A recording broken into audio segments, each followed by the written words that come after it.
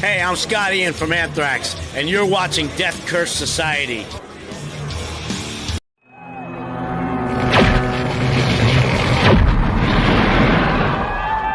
Rock and roll!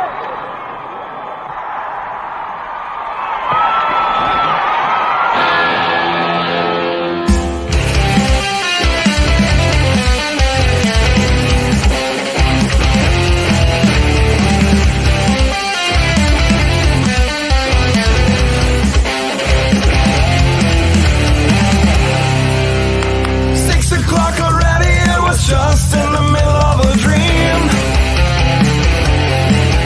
I was kissing Valentino by a crystal blue Italian stream. But I can't be late, 'cause then I guess I just won't get paid. These are the days when you wish your bed was already made. It's just another manic Monday. I wish it was Sunday, 'cause that's my fun day. My I don't have to run day. It's just another manic Monday. I wish it was Sunday, 'cause that's my fun day. It's just another manic Monday.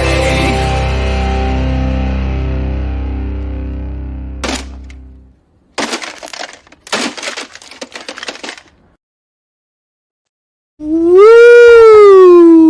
Here we go again, folks. Another edition of Monday Maniacs from Death Curse Society. I'm Red Crank. I've got Zigzag. The Colonel is on assignment. Now, the Colonel had some family obligations to take care of tonight, so we're holding it down. Duo. Yeah. Ziggy, you're home from Cincinnati. HorrorHound. Long time no see, man. I know, man. It's been like 24 hours for once. I am in Cleveland, as you can probably tell. I am not in my my home office.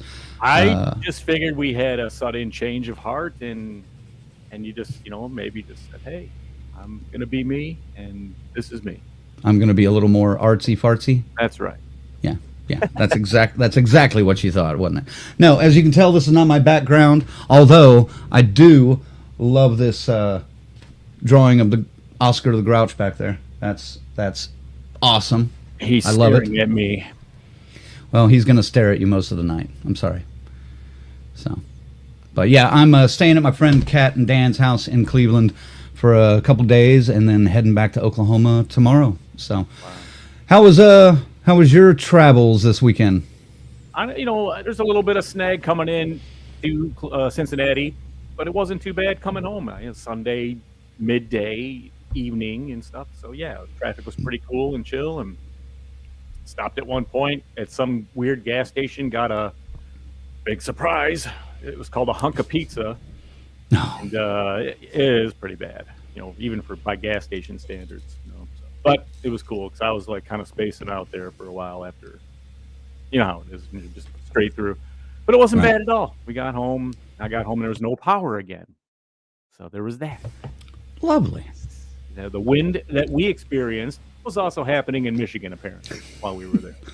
We almost lost phase to a strong gust of wind outside the convention center. Yeah, very seriously. He had to be hooked on either arm, man. That fucker would have been sailing like a kite. We caught him. His hat got away, but we got that too. The fence caught it. And, You're welcome, Lorena. Yeah. We saved your son. We saved him and his hat. Speaking of, we got Lorena, Tanya, Tyrone in the room already talking. Welcome to the show, gang. No, we didn't. No. We didn't almost lose your kid. He almost lost himself. Yeah. So, just he's a light boy, He's what, a $1.25 soaking wet. So he's wafty. He is. No, thank you to FaZe for all your help this weekend, man. We couldn't do it without you, and yeah. So you know who else we can't do it without? You know who else we can't do it without, Ziggy? Who else can't we do it without? our members. I want to thank our members real quick. Our final girls and guys, Chris, Lorena, Christy, Luke, Tanya, and Tyrone. And, of course, our crazy Ralph Raymond. Thank you, Raymond, also for this weekend. Oh, yes. Yes. Can I get a solo panel, please? Solo panel coming up. He did some good work for the good people at HorrorHound, so they gave him a nice autographed. She said, "Which one do you want?" And this is the one he got. And he already had Dee Wallace. So guess what, folks? In a future DCS prize pack, an official Dee Wallace autograph. That says "Bite Me" on it, if you can read that. It does say "Bite Me." That's awesome. Fantastic. Yeah. So that's coming at you. That's right. Let me get you out of there. All right. Also, thanks to our camp counselors, S. Michael, Stacy Lynn, Orlando, Kiara, Dave, and Jimmy J. Not to be confused with the Jimmy J that robbed a bunch of people in Pennsylvania a couple months ago. Full disclaimer. Thank you, Jimmy. There it is. Thank you, guys. Even on the road, we got it. Yeah. I'm working in a different environment here. It's a little bit strange. So it's all right. Doing fine. Oh, I'm trying. All right. Well, let's see. I'll just wrap up. Like, HorrorHound was really cool. We got some stuff. Got a couple of stories that maybe we'll get into after this cool interview we have coming up. But yeah, we'll talk about it. But got bigger fish to fry right now, man. Right. We are going to talk about HorrorHound a little bit after this at the end of the show. But guys, if you have not, or if you have been catching Slasher on Netflix, the first couple of seasons, or first 3 seasons on Netflix now, and the last season on Shudder, there's a new season coming up starting April 6th on Shudder, and it's going to be a blast. It's going to be a little bit different, though. We've got a couple of the show writers, and, we've got a writer and a director, and joining us, one of them at least, right now, the head writer, the showrunner, Mr. Ian Carpenter. How are you, sir? I'm really well. I want to jump out in flames with your introduction. I feel like I should be in the back, skipping rope, punching a bag, getting ready here. Do you need some Eye of the Tiger music? Because we can cue something like that up. Hit him in the gut. Hit him in the gut, Rock. Come on. And Adam should be on here soon. I sent him the stuff. Aaron apologizes deeply. He's got a friend in trouble, and at the last minute had to step out. But hopefully I can cover anything you would ask him, though Adam and I both, of course, became involved in season 3 onwards. Right. But we know the journey we began as fans. Yeah. So we can talk about that for sure. Okay, excellent. Yeah, I do have some questions that are for Aaron, of course. Mm-hmm. I really absolutely have no questions for Adam because I didn't really get a chance to do a whole lot of research before the Switch came along. Yeah. But, apologies to him.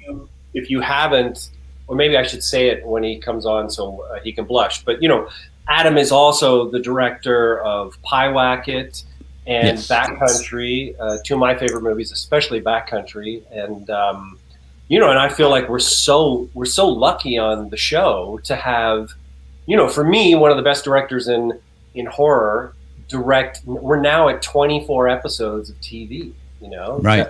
Him, which is just amazing. I mean, every now and then I feel bad. I'm like, are we robbing the horror feature world of one of its best and most exciting new talents? But no, we're all the better for it.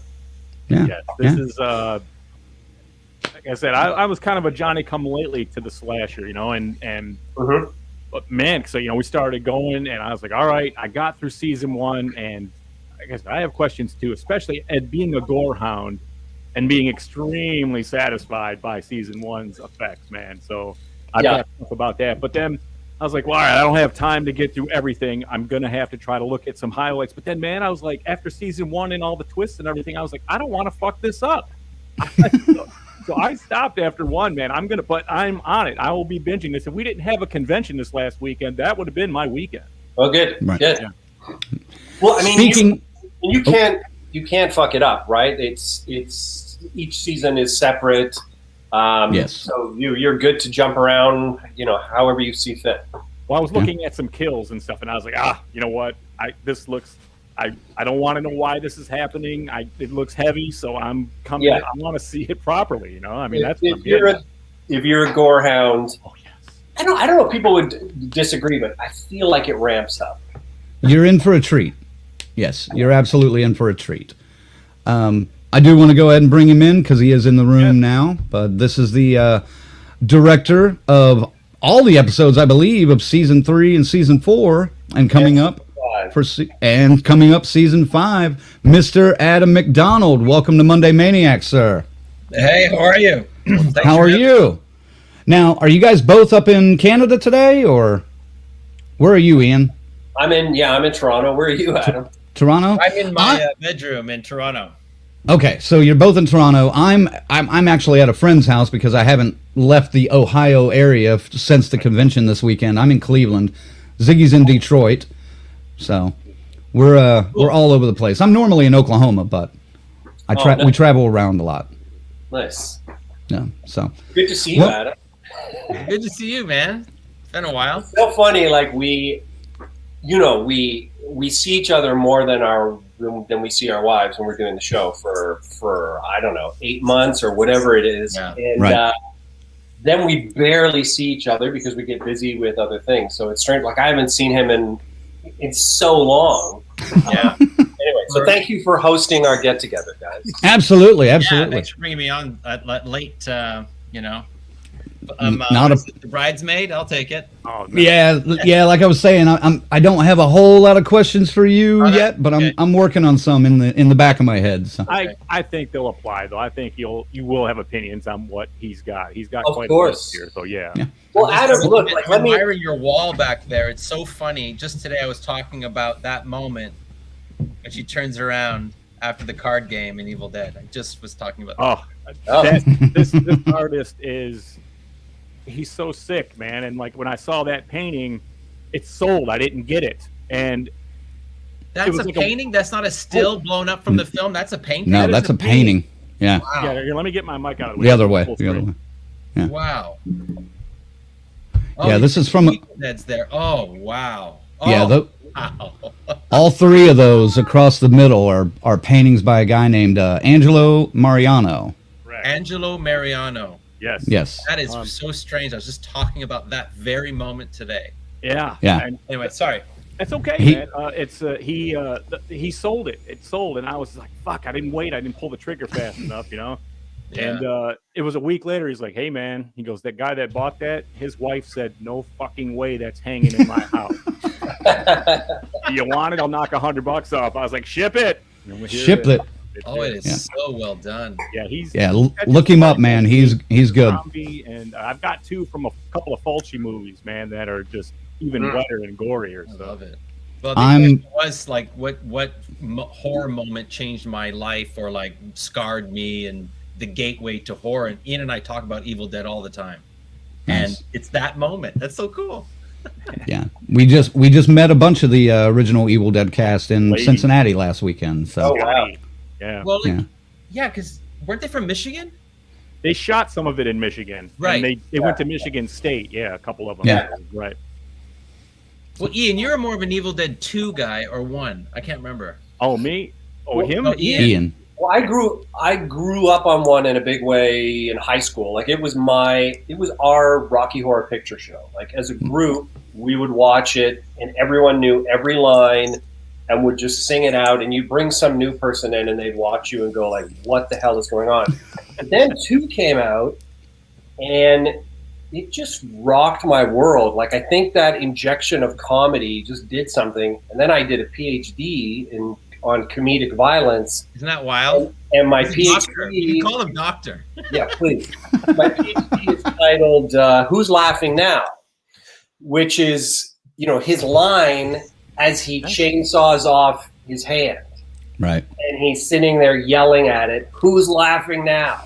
And that that just for me was just such a sort of seminal moment in what I felt suddenly happened. Many years later with things with things like Tarantino and Man Bites Dog and maybe even John Woo and things like that. I was just like, and all the Schwarzenegger stuff. I was just like, oh, there's something going on culturally that for me began there. I mean, hell, so much begins with Raimi. Like, I mean, I sit there and I go, you know, who is more influential in directing? And I don't care about horror. Like, independent of horror, who is more influential than him? Like, he creates the toolbox for so many people. Like, his adventurousness in filmmaking informs everyone. Like, it's amazing. It might as well be experimental film for its impact in that way. Anyway, he's big for both of us. Yeah.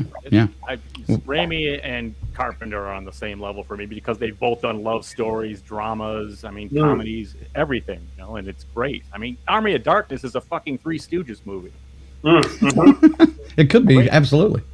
That's right. Here's a quick comment in the group here for you guys. Chris says, Slasher is great. Glad to have you guys on the show. Creators make the best guest in this haunted house. So we love to have like directors, writers, actors on here. It's always fun to have an interview. So let me get into my first question, which was originally for Aaron, but I think it's actually probably better the way I worded it that he's not here. I don't know if he'd get offended or not. But the very first episode of Slasher begins with the executioner slicing a baby out of a mother's womb. So, Ian, I guess my first question would be, what the fuck is wrong with Aaron? You've known him for a while. What's in his head? Supposed to be nicer and, you know. Yeah. There was. I remember hearing from someone, because we weren't on season 2 either, and there was something. Someone was talking about, our line producer Aaron Berry was talking to him about, he was complaining about something that was so awful, and the line producer was like, what are you talking about? Like, what's happening right here? And Aaron said, oh no, that's funny. That's funny. I don't think he thought that with that pilot and that scene. It's surprising. I mean, I'm sure it's surprising too. I mean, my wife, like in season 3, sorry to blow it for you, but the live dissection, you know, I don't warn my wife what's coming, and she just hit me so hard, and exactly the words you just said. What's wrong with you? So I don't know where that comes from, and I love the moment right before, like, Adam and I saw this together at a theater at the launch of Slasher, and we had no involvement. We both knew Aaron. And the moment where she slips on her blood and falls on her stomach, I was just, you know, it's shocking, and you don't know what you're in for yet, right? Even though the title, you would say, tells you everything, but you're like, oh my God, we're going to go there, and then of course the capper of what you're saying, right? I don't know what's wrong with any of us. Like, why? Does he need like psychiatric help at all, or are we good? No, he's a very healthy together guy. But I often feel like when people ask that, have you seen Zigzag's wall behind him? Oh, I know he needs help. I hang out with this guy every week. I know he needs help. I think this is his therapy. All right, okay. Yeah. I guilty. Yeah. You got me, man. You got me pinned. What can I say? Yeah. I mean, I go to who are any of these people, any of us or him, if you don't have that outlet, you know, like we're all okay while this is here. All right. Adam, how did you get first involved or interested in filmmaking? What was the moment for you? George Romero. Okay, hit us with it. I auditioned for his films three times as an actor in Toronto because I knew he moved here.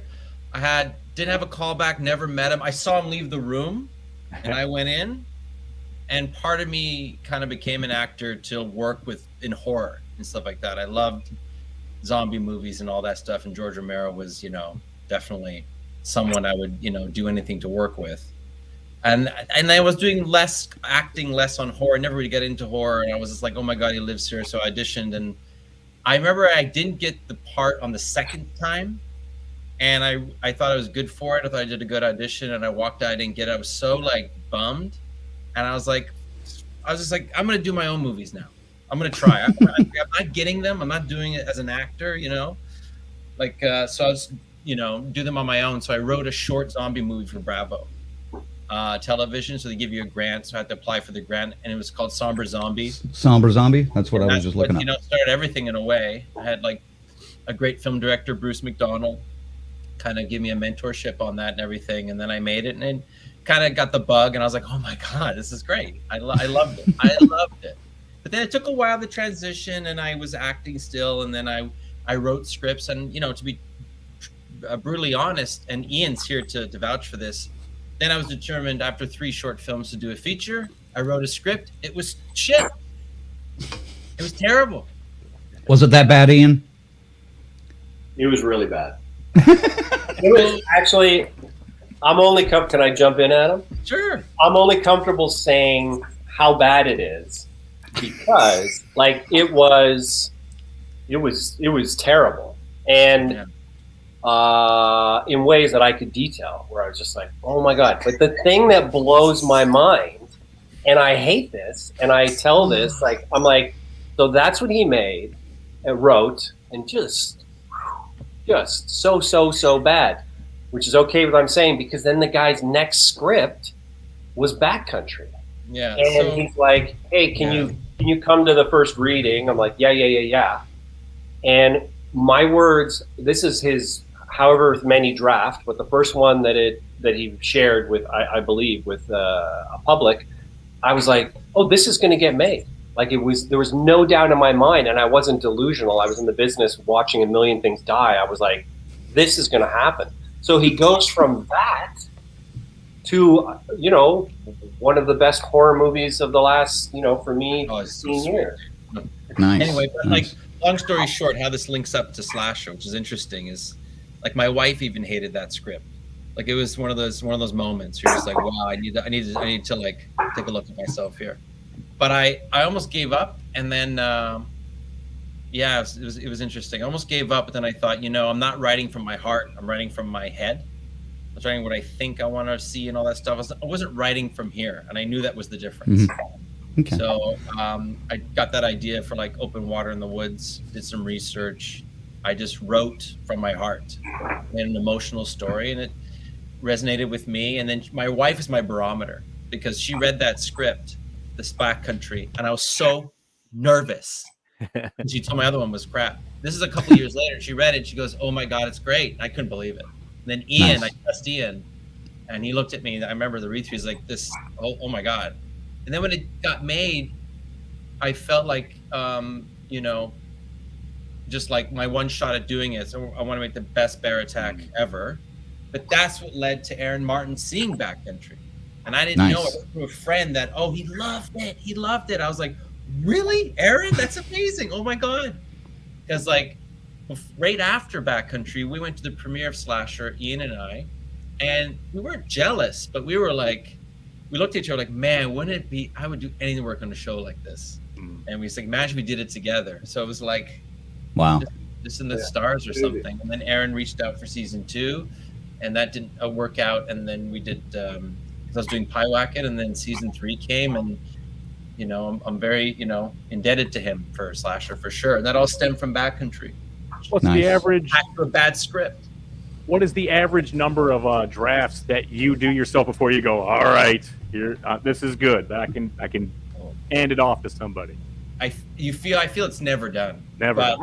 But now I'm the same way. Like, I put it away for a while, maybe a month, and I'll read it, and if I feel it, let's put it out there, and then go from there and get notes and change it. Like, not be, you know, be open to that. You're going to get feedback. You got to make ripening, curing period. I like that. Right. I want to stress this for other writers out there, and you guys can hopefully back me up or tell me I'm just fucking wrong. Either way, but it's important to share your writing with people who will give you true feedback, not just, oh yeah, this is great, you should do something with it.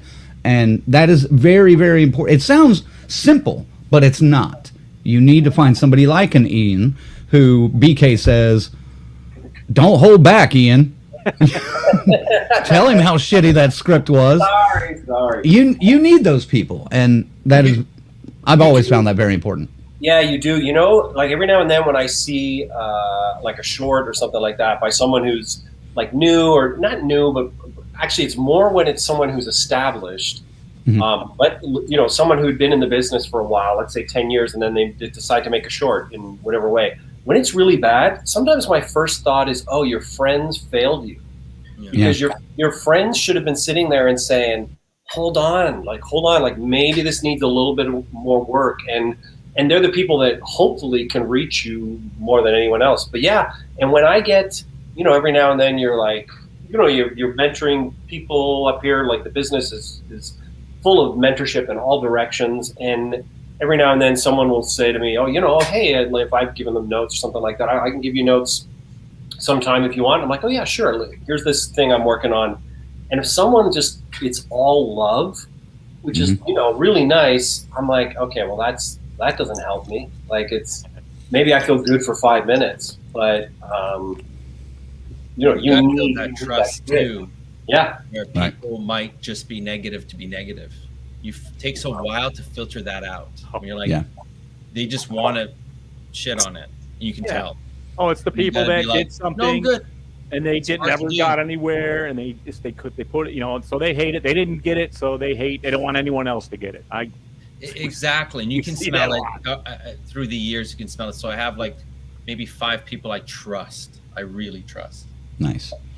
Ian, same question that started all this. What got you interested in writing and filmmaking in the beginning? Oh, I don't know if I know. Like, I don't know if like every now and then I work in TV because of comic books. Like I sit there and I go, oh, is it all the old X-Men and Avengers, which were, you know, the soapiness of those titles that where you were sitting there and going like, oh, I love the way Colossus, you know, looks after Kitty Pryde. I you know, like little things like that where you're like, while people are beating the crap out of each other and everything else that they're dealing with their powers, I kind of wonder if that made me aware of writing and how stories could be told differently. You know what? It's like a weird moment, like being on a stage in high school and stepping off the stage to applause. Which you would think you would go, oh, I should be an actor. And I step up, as I set foot off the stage, I was like, I'm going to be a writer. I'm like, why? I have no idea why. I started doing that every now and then. I wondered if I shortchanged, like if that was some chicken shit escape from acting or something like that. Yeah, so I don't know. And I just started doing it, and I worked a ton in theater, which I loved.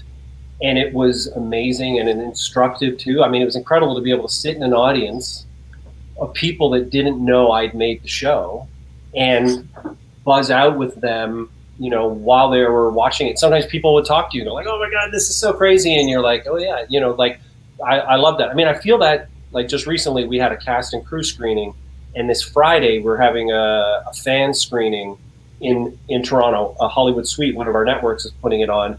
And it's so much fun to be sitting there with that audience, especially with horror, because it's such a group experience, right? And I have friends that are coming that are so scared. They're like, I really want to come. I really want to be supportive.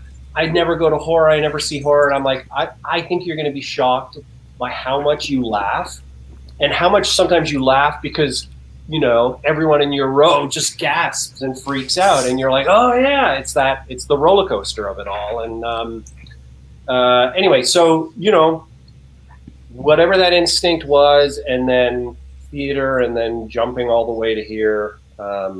Yeah, I don't know. Interesting. I did want to ask about your theatrical writing experience too, because you founded a group called Theater Viscera before writing for television. Tell us about that group and its mission, because it's still ongoing, correct? It's not in a form. It's not? Going. I'll be. Okay.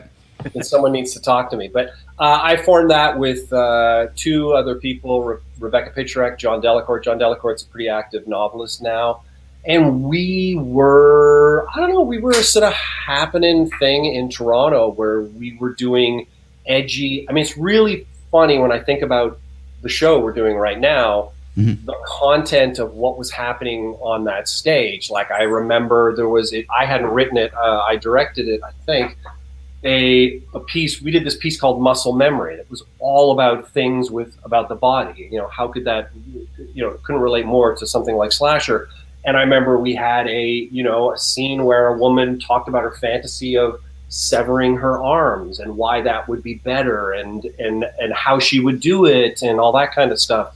And, people talking about cooking and eating after birth, and a character named the Piss Master who collected, pee, which was one of the most beautiful moments on the stage, because we had like 350 bottles that lit up at a key moment that all had like colored dye in them. And it was just this guy's museum to it and all that. So clearly we were chasing something there. And I did, and the first production of it was my rewrite of Dr. Faustus. And it was at a time where Paul Bernardo was, in court. And I was referencing that while we were doing it. So there were things, we were loving playing on the edge. I don't think we were being gratuitous, but we found great meaning there. So, there's a through line for me. Nice. Of that. Yeah. Nice. I want to see in a future season of Slasher, I would love to see the villain be someone called the Piss Master. I think that could work. I think that could work. Well, we have we do have a joking pitch of a serial killer that farts, and so they're getting close when you hear or smell it, And listen, do you smell something? If we could make farts scary, I think we would have done something. It'd be like The Thing, though, because we all fart, right? So it's like, oh, it's you. No, it's not me. It's not me. Have a bunch of people running around doing the not it thing. Thing. Ziggy, jump in here with a question for these guys. So, what is like the general writing process for slasher? Like, for example, the season's greenlit. How do you begin that process of laying out the stories, the characters, motives, all that? Is it all right from the head? Do you have it laid out already, or is it sitting down brainstorming in a big session, like lock the doors, coffee, pizza? Yeah.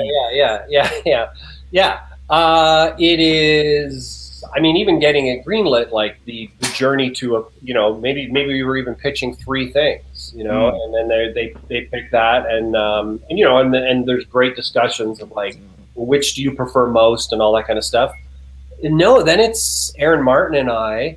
I mean, most shows would have a story room. Well, he and I are the story room, and so that's on my front porch, which is like the prettiest, most tranquil. My wife has made it gorgeous. So you're like, the crazy crap we're talking about there. And every now and then we're walking in our actually also too very nice neighborhood, very family-ish, which is also crazy. Like I was walking down our street once, and there's some guy coming, and we're in our own world. And I'm like saying to Aaron, I'm like, yeah, I'd really like to pop someone's head with a sledgehammer. This is free. This guy is walking towards us, hearing it, and Aaron's like, I think we could do that. I really think we could. And you see these like big eyes go, what?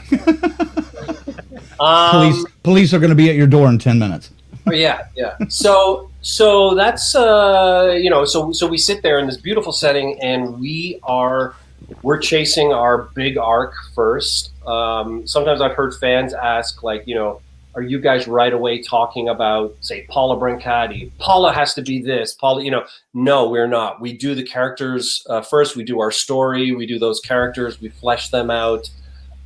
Maybe halfway through the scripts, we start going like, oh, so-and-so from the sort of larger ensemble would be amazing, for this. Maybe that starts to tweak things a little bit. Like this season, we very much wrote a part for Tom Allison, who had a 1-scene part last season, was phenomenal in it, and everyone loved him. And we're like, I knew him from stage, what a phenomenal triple threat the guy was, and was like, well, we need to write for this, and we know we can.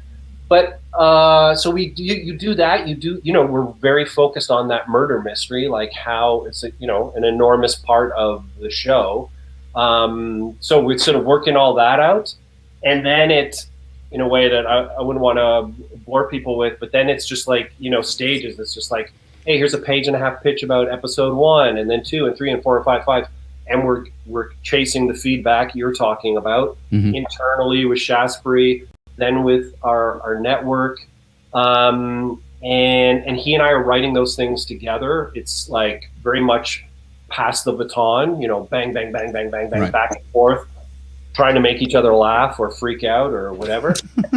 and then there's just a very there's just that notes process where they're like, oh, we love that, that's amazing. Hey, we don't understand this thing. Can you make sure you address that in an outline? Yep.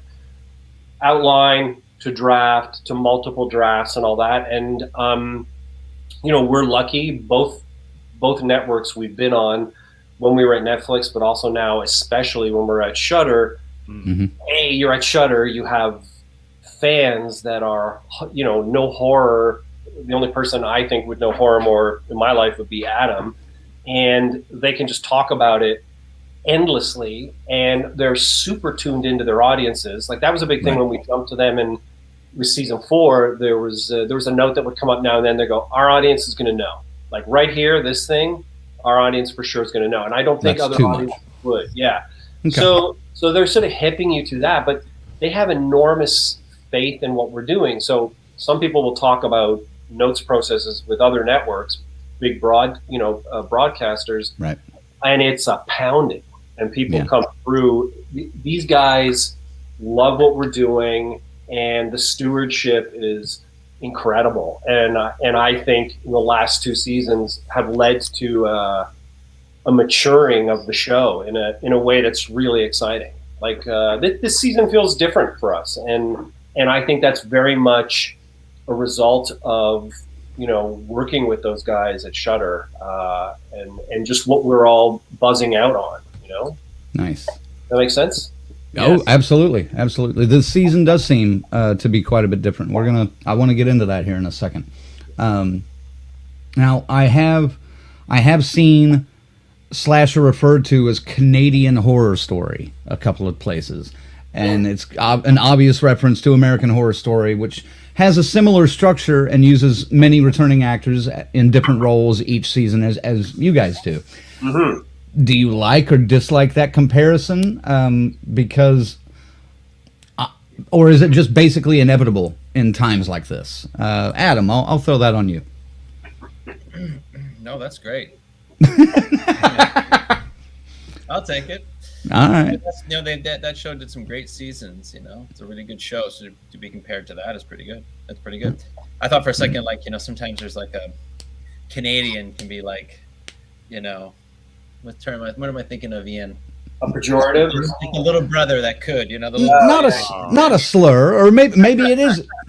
No, maybe it is. We as Canadians, we talk about that sometimes because we're always fighting, looking up, trying to make the best stuff. But in that reference, yeah, it's great. It's great. Okay. All right. Now, I think slasher is different from American Horror Story, though, because there's more of a whodunit in this, especially in the quality of the storytelling. Ziggy, you had something on that, right? Yeah, let me get that back up there. I would say the gore. I mean, that is the big thing. But it's like, you don't have like the supernatural aspect to this. It's always somebody within the reality of it. The guy, you said it. The guy could be anyone. You don't know, and it's just there's none of that supernatural. There's no demon, nothing like that. Is that something maybe that would come up in the future, or is it we're going to keep this out of the fantasy zone? This is real life. Well, we have our rules, and given what's coming in this season, I don't actually think I should answer that. And I've already seen people talking about that, so I need to leave that hanging. I love it. I love it. Yeah. But and I think we are different with that, the level of who done it. I would say too with the direction. Like, I mean, the fact that we approach this, I don't know how the directing is broken down in American Horror Story. But the fact that we approach this like an enormous movie with a single director doing the entire show, for me, there's a different vision there. There's a singularity, there's a unified feel for it, especially too as we get to this extensive partnership. Like Aaron Martin, Adam, and I now have done this 3 seasons in a row, and there's something that's just like deeper and richer as we go along, and just also too the ways in which we want to. This doesn't really connect to American Horror Story, but the ways in which we want to shift the show. Like there's always a sort of film reference, never horror, that is our like sort of touchstone when we're like, okay, this is how we want to do this, and that affects everything. That affects the music we bring in. That affects how it's directed. We're looking at that source film. We're like, oh my God, this is all locked off wides. Are we actually going to do that? Can we? Do you think we will work for us? Last season there's like all this like super melodramatic music in our source film, and we're like, like kind of daring ourselves on that, and then we start to go, oh, it's actually working. So I love that. I love that sort of pivoting vision, which of course American Horror Story does, but there's something about it that feels, I don't feel an expert on AHS, but it feels like there's something a little different in what we're doing. Okay. Well, the new season of Slasher, like I mentioned, seems to be kind of heading into ambitious territory as a 19th century tale called Ripper. Now it's not Jack the Ripper. This guy is, I believe, called the Widow, is from the research I got. Yep. And the only person standing in the way of this killer is the newly promoted detective Kenneth Rikers, played by Eric McCormick. No, there's a little difference. Yes, played by Gabriel Darku, who fans will know from season 3. He was just to ruin it for people. He was one of our killers in season 3. Right. He plays the cop. Eric McCormick plays Basil Garvey, who is the sort of tycoon that kind of runs the town, the most powerful person in town. Okay. Yeah. All right. Well, what can you tell us, Adam, about season 5? Anything more than that, or can you expand on that? What can fans expect? Fans can expect. Well, I just think. I mean, just like being a fan of the show myself in a way, which is weird because like the first season and second season and coming in, I gotta say, bar none, I don't care. But like, I really believe this is the best story Aaron and Ian have done. Like, I think it's. Okay. So I think a lot of people are going to be surprised. They're going to get sucked into this story more than anything, because shooting it every day, it was so exciting to see these actors go for it and play these unique and different characters. Like, I've never seen Eric McCormick this way. Gabriel does such a great job. And you know what?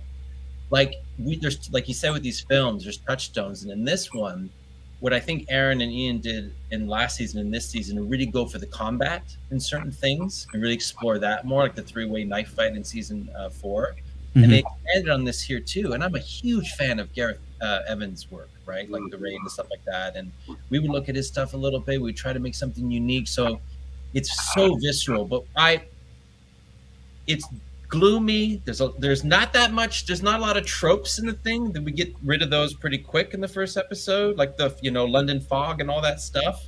You get down to the nitty gritty, but it's like what we were determined to do is feel this past, but not like a Hallmark movie in a way. Not to disparage them, but saying like they're not too clean and the dirt under their fingernails, the teeth, the blood, you can like see the dirt on the walls, and it's aggressive and it's beautiful, and I think it's the best looking of the seasons too.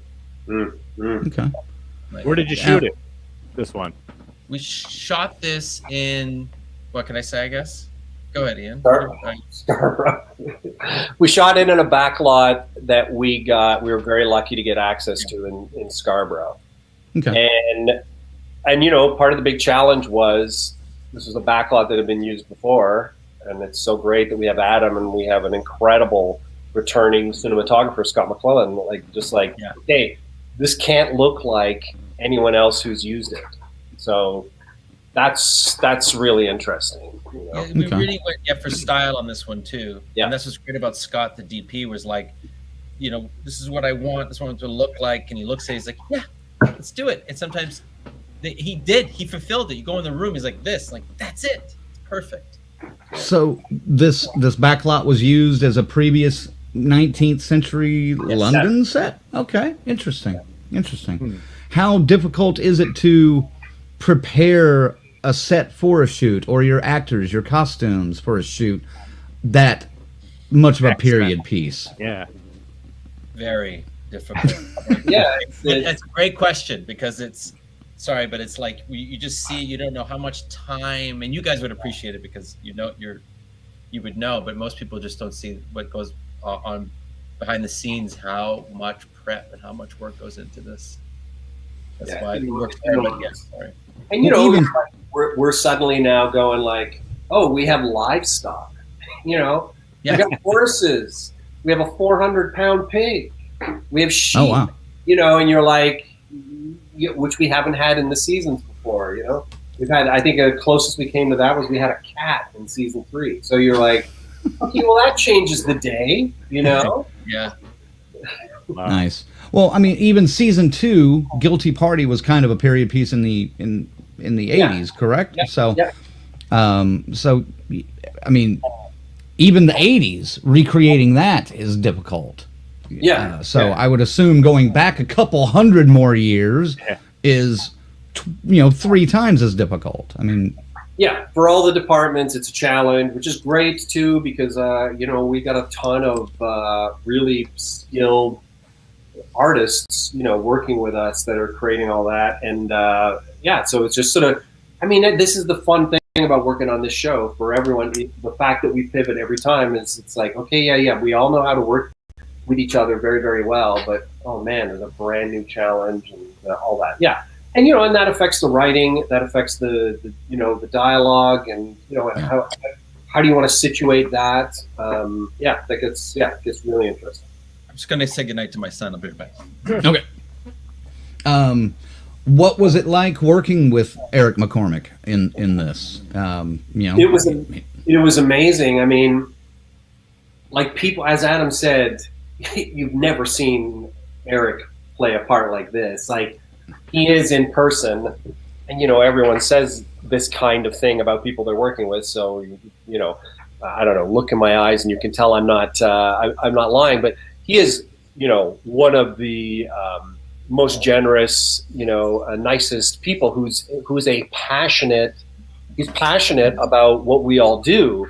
Mm-hmm. So you're having amazing conversations with him. He's super smart about scripts, very attentive to things. Like, there were times where stuff, I mean, you can see in the trailer, there's a lot of talk about, a photograph, and he's like, shouldn't so-and-so be in here? And I'm like, I love that question. Here's why they're not.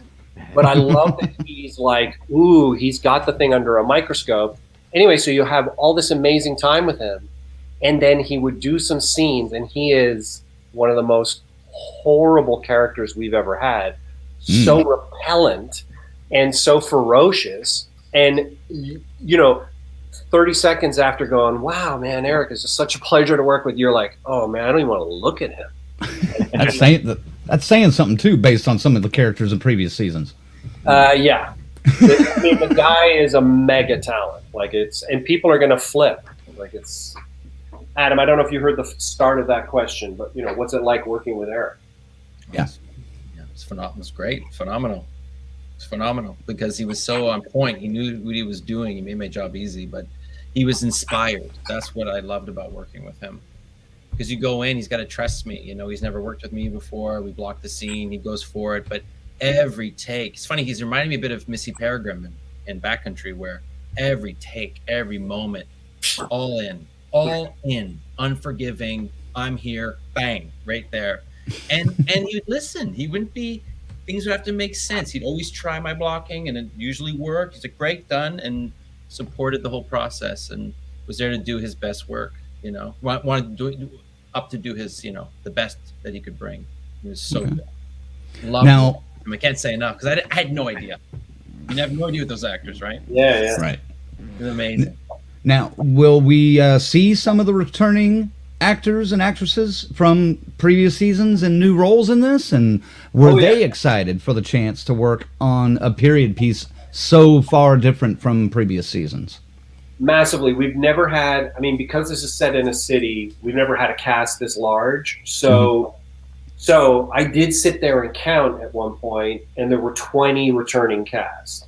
And that could be people that have, cameos, or people that were cameos in a previous season that have something, meteor. So, it's, I mean, that's an amazing thing. That's an amazing thing too with cast, where we're like, every now and then you're like, oh, we got this tiny part, but it's got some teeth, and you're like, it'd be so much fun to get so-and-so to come in.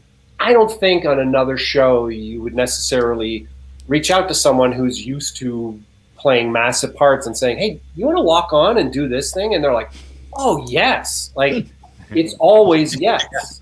Yeah. Because they know it's probably going to be a little crazy and intense, and they're part of the family, and they know, in season 4, Joe Vanicola came on for a single scene that linked the worlds, and 3 fans lost their minds, and so that's a buzz for a performer, where you're like, oh wow, people care that much about everything I've done and how that connects and the echoes of it all, and and then people, the cast got into it, and it's that wardrobe, I would say particularly for women, is so impactful. It's just like makes them walk differently, sit differently, like so there's really something interesting for people to play with. These characters this season, I just thought of one, and like they're so rich. You're in for such a treat. Anybody looks at the show, they're so rich. All right, who does the best and the cast? Who does the best British accent, and who does the worst British accent? There are AJ Simmons does the best British accent. Yeah. He's British. Well, that's cheating. Oh, sorry. Well, did I win? There's no accents. It's set in Toronto, so it is. It's period to Toronto, and we're not chasing that. There's a language in there. There's a shift in the dialogue, the way it was written, but there's none of that there. We're chasing a Toronto that we imagined back then. Okay. Yeah. When you pulled out Joanne's name a minute ago, I was looking for that character that repeated in season 3 and 4 right before you mentioned it. So yeah, I was gonna bring that up too, because I was one of those fans that lost my shit when I saw her walk in with the kid. Yeah? That was great. Yeah. That was great. More to what you said, Ian. It wasn't one scene; it was one shot. Yeah. Because it was a single. And Joe goes by Joe now, and okay. Apologies. Make sure we get that. No, it's all. I want to make sure we get that in there. And and Joe's back this season. I mean, people can see them in the trailer. It's fun. Well, look, attentive fans have already commented on the fact that the last name of the killers in season 3 was the Rikers. Mm-hmm. One of those killers was Gabriel Darku. He is playing a detective whose last name is Rikers. So people are like, what the heck? The other killer, Mercedes Morris, who played Jen in season 3, she is back. Both of those two have been absent for a season. And so people are kind of, spinning, what's the import of that? And, yeah. All right. Ziggy, you want to jump in with 14? Do you have that? Yeah, before I do that, though, we got to give some shine to your effects team. And, man, come on. These guys are on point. They're delivering some juicy practical effects. I know there's some CGI in there, too. I mean, what is like the ratio of a given season, of CGI? I mean, obviously, some of them, you can't stick a spike through somebody's eyeball. I get that, I mean, why not? Gutting the people, that guy with the hook in the that was. Yeah, I would say it's 98%. Like, it'd be very interesting to work out. Like, I think for us, the CG is just a buff. Like, this thing is sticking here. We just need to to erase that, but no, it's prosthetics. It's not guys. It's two women, Alexander Anger, Monica Pavez, they're called Black Spot FX. I mean, heck, last season when we worked with them, Cronenberg hired them immediately for his upcoming film. I believe they were not. Am I crazy? Were they nominated for an Oscar? I can't remember. They're nominated for a Canadian Screen Award this year for that film. Anyway, they're phenomenal, and it's nuts. And you come up with these horrific, insane ideas, and sometimes you're like in season 3 with the dissection, the writer I hired, I said, look, I just want to warn you, there's this awful scene, just want to prepare you for it. And she's like, no, I'm into it, don't worry about it. She wrote an incredible thing. Then you cast the actress, Erin Carpluck, who had been in the seasons before. I'm like, Erin, there is this scene, I just want you to prepare. And clearly, and she was like, no, I'm okay. Clearly, I'm the one who had the problem with it, even though possibly I'm the one who came up with it. And then the day comes when we shoot it, and Alex wheels in the corpse, and she's like, okay, so here's Aaron's body, and you're looking at it. And these are loaded days. Like, it affects the crew. Everyone's like, everyone's so appreciative of the work, but they're also like, it just affects people. And then Alex, it's tolling. It takes its toll. Yeah. And then Alex goes, then she opens the chest cavity, and she goes, so here's the kidney, and it's anatomically perfect. Here's the kidney, here's the liver, here's the heart, here's the whatever. I'm like, Alex, this is just so incredible. And she's like, it doesn't have any of the goo on yet. It's going to look way better. And you're like, it's insane right now. Let me tell you, it is some of the best I've ever seen. And I think, and I was like, man, these guys are calling this show Slasher. They better be bringing it. And it's great. It is so, I even have to look away sometimes. Good. I'm hardcore, man. So you're getting to me. Take those posters down, Zigzag. You got to earn them. You poser. Ian and I came into season 3 right away. Our MO right away. We just said we want to see it. We're gonna see it. See it. Mm-hmm. We will not look away. The Korean thrillers were a big inspiration there. Nice. Now, is there any? Let's say before on the other networks, was there anyone ever said, "Hey, man, come on now"? No. Nothing Really? ever. No. I have a probably not to be repeated, but someone involved in the show who was just like, who we love, was just like, hey, maybe this is. I'm like, well, let's call the network. This was Netflix, and let's call the network. And we went through a series of things that I was like, can I do this? Can I do this? Can I do this? Can I do this? And you've seen what we've done on the show, and you have not seen how far the show has gone.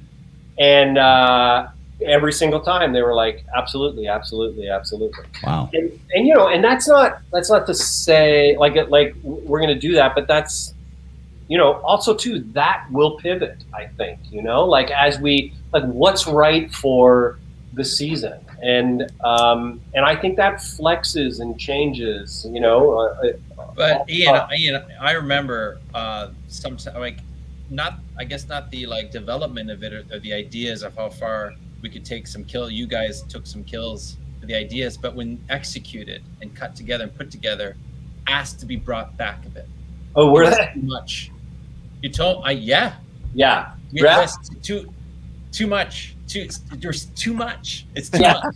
Yes. So you guys don't even see how bad his career is because it's just not. Yeah. Well, in season 3, I was called into a meeting and they were like, "I think it's getting too dark," and this was just in scripts, and I'm like, "What do you mean? What do you mean?" And and there's something about when you're doing this, you're trying to top yourself, right? Sure. And if you have a crazy kill at the start, then you're like, all right, and then, and I kind of felt last season 4, I was like, there's a way in which, I was like, what else can we do? Because, there's a point that ends with a scavenger hunt in David Cronenberg's body, anatomically astounding, and it goes to the colon, and someone empties the colon, and I'm like, okay, like what? We're like, and our line producer Aaron Berries, he's like, what? So what's next season? Exploding diarrhea in space? Like, what are we? And I think you're right. Like, you're like, what? We've done that. We've done the medical, the medical view of the whole thing, and we have a medical advisor helping a surgeon, helping make sure this stuff is correct. So I don't think that's, we will always be slasher, we will always be gory, but I think that will always sort of, I definitely season 4, it felt like we were like, what the heck else? And Zigzag, I know you've not seen it, but there's a kill in. Oh, you haven't seen season 4? Not yet. You saw part of it. You saw part of it this weekend. Gore. That's the one with David Cronenberg. Oh yes, God yes. Yeah. Goriest one. Yeah. There's a kill in episode 2 that's it's mind blowing. But Yeah. I'll just jump in for a second. Like, as the director, like, I get the joy of like getting sent the script, and like I don't know what's happening yet, but I'm discovering it too. And I think Aaron and Ian are brilliant. And reading it, I'm like, holy fuck, because I can see, I love them, but I can see them one-upping a little bit. And I'm like, oh yeah, I'm thinking in my mind, like, this is gonna be fucking awesome. This is gonna. Then I go, oh my god, how am I gonna do this? No, we were watching some of season 4 in Cincinnati this weekend, and when we were all together for once, and the scene where Cronenberg gets his heart melted, when the stuff ends up on the floor, I'm just like, there you go. That sets the tone right here for what you're about to go into, and that's just the beginning. It seems like the first kill up, to set that right before, when you're just coming back in for the start of the season. There's little hints, everywhere. Like, the idea to take the camera and go right into his body is like a hint. Yeah. The answer's in his body. And when they lift up the ice chest, all the knives are pointed to the answer. Nice. Little things like that come up when we're putting it together. Are great. All right. I'm gonna start looking for that. This is gonna help really a little bit more, at least. I always check with the big boss. Like, is this right? He's like, oh yeah, love it. Let's do it.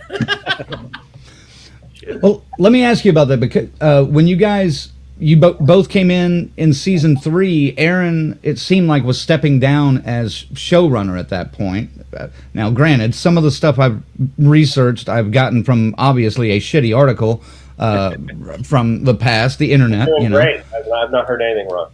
Well, I'm gonna apologize for that, but normally I do a little bit better research, but I like the research. It's impressive. I'm a little off. Yeah, you're good. Man. But what was that transition like, stepping in, Ian, for you to be showrunner and then bringing in a new director at the time? Was that your choice to bring Adam in? No. Your recommendation, maybe? No, it would have been. The crazy thing was, when I got the job, I was like, oh, okay, so who are we talking about for directors? They're like, well, we're actually in process with Adam MacDonald. And I was like, wow, are you serious? Because Adam and I were great friends. Very close friends. Yeah. We had spent the last couple of years gorging on horror together. Like, just sort of that, like, we would get together. Sometimes we would, in Adam's, the condo, who had a projection room, we'd be like, hey, let's sit down and watch this or this or this or this. And so that was nuts. And that was funny when it happened, because Adam's like, I guess you're my boss, eh? And I was like, yeah, man. How do you feel about that?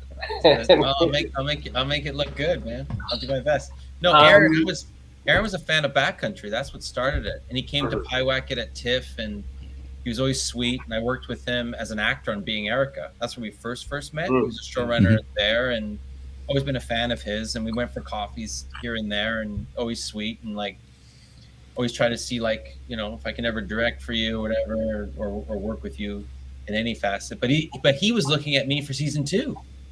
Right. You mentioned that a minute ago. And then it just was like magic that Ian, who's a very close friend, so it was so like, yeah, so cosmic. It was bizarre. Brought us together. So yeah, very fortunate. And then so the reason it happened was he had another show that was taking all his time. So he had a show on Netflix for 2 seasons called Another Life, which was a massive sci-fi, which required so much of his time. So that's how it happened, which was wild. And he had written in season 3, he had written the first episode. He and I could break the next 3, and then he was always available to me. And was still an executive producer, and I was running things by him and all that. And then season 4, it timed out where we could spend more time together, and so we broke the entire season. And then I would say last season, it felt like I'm still running the show, but it felt like we created the whole thing together. Like it feels like this is the one that feels like the two of us. And whereas in season 3, I always felt like it was a journey from Aaron's vision to mine of the same thing, but I could feel it sort of shift in a way that probably only interested me. But so that's how it came about. And look, and I'm so fortunate, that when Aaron, when his other show finished and season 5 starting, I'm sitting there going, well, it's your show. Like, what do you want to do? He could be like, well, thanks, man. And thanks for holding my seat for a couple years. Totally. Yeah. I just had to run to the bathroom. And so I'm really, really lucky. And that is now, a partnership. Like, we've just done 3 horror movies for Tubi, which are out there. So, so that's just a sort of a very much alive, as it feels the same with Adam, a very much alive partnership where we're all generating things, Right. Yeah, very much so. Yeah, I want to talk about the Tubi movies here in just a moment. But Adam, how did you and Ian meet? I'm just curious. You say you've been very close friends. Yeah, at a house party. His ex-girlfriend at the time I was friends with through acting, and I went to a party. My girlfriend, who's now my wife, was there with me. Like, this is like 20 years ago. No, 15 years ago. No, I've been with Jen for 15, so it's like oh my God, 20 years ago. 20 years ago. Oh my God, guys. So he was in the kitchen hanging out by himself, just in the kitchen chilling out. And I walked in the kitchen and I had a beer with him, and we just hit it off. It was weird. We just kept talking, hang out with him the whole night. Nice. I saw him again, and then we had a love of soccer together. So we played on teams that had very creative names, by the way. And we blossomed from there, and then we kept in touch and hung out. Yeah, my ex to my wedding, all that stuff. Yeah, and my ex said you stole him from me, and I think that's true. And I'm like, and there's all these like little connections. Like, I know my wife because of like a post that Adam's now wife, then girlfriend, did, where I was like, oh, I'll check this out. Meet her through that. It's all it's all very, very enmeshed, and yeah. Interesting. Yeah, the friend I'm staying with up here in Cleveland tonight, we've known each other for 20-something years, and when we first met, she did not have a kid. Now she has a kid that I've known their entire life, who's 22. Wow. It's amazing, and we just got back from dinner a little bit ago, and of course we're just embarrassing each other in front of her children and husband and everything, and it's just her daughter even looked at me at one point and was just like, how do you do this to her every single time and not get kicked out of the house? How are you allowed to stay here? Yeah, the things you say. And it's just like, it's with us too. It's like our partners are like, they can. No, I gotta say this. Go. It's just that when we first started the first season, we looked at each other like, we're gonna get closer, or we're gonna hate each other, basically. And we got closer, and we had meetings. I'll say it. at our first meetings at Shasbury, like it's very business, breaking down the script, doing script notes, all that stuff, previs, all that stuff. At the end of it, he's like, all right, buddy, love you too. We leave, and everybody's just looking at us like, oh wait, you don't say love you when you leave? And like it was so funny, like just shocked. Like, yeah, it feels good. Yeah. And, yeah. Tell the craft services guy you love him next time you leave the table. Yeah. We probably have. Yeah. Ziggy, jump in here. 14. All right. I'm talking too much. I know. It's plenty of good stuff coming out here, man. This is great. Besides Slasher, we did mention it. You co-wrote the recent Terror Train remake and its immediate sequel for Tubi and Shaftesbury. How did that come about, and how nerve-wracking was it to take an approach to a classic, albeit I don't know, it's underrated, but it's still definitely beloved. And how does that all happen? They reach out to us, like and it wasn't Shaftesbury, it was Incendo, and they reached out and said they were teasing it. They're like, we got this property, we got this 80s horror, and I was just like, what is it? What is it? What is it? We can't tell you yet. And then they said, yeah, would you be interested in adapting it? And we were like, yeah, absolutely. And I know some people's take on the movie, but the more we watched it, the more we started to love it, like the camp side of it.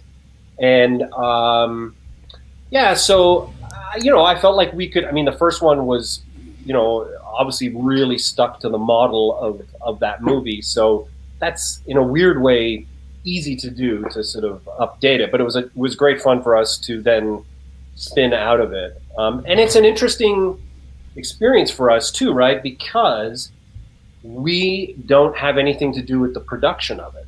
As is often the case in film, we're sending it off. We happen to know the director. We have a great relationship with the company that's producing it and all that kind of stuff. But the first time I saw it, and I sort of preserved that for myself, the first time I saw it was when it came out, And so, and there's nothing else we could have done differently because we were making the show. But it's so crazy to compare the two things. Like, Adam and I are sitting beside each other, or I'm behind him, every day of shooting. We're talking constantly, all the time, tweaking, shifting, discussing what should we change. Of course, as showrunner, and then Aaron as executive producer, we're running a massive amount of the decision making, et cetera, et cetera, et cetera, casting, all that kind of stuff. Adam is part of that as well. But it's wild to then go.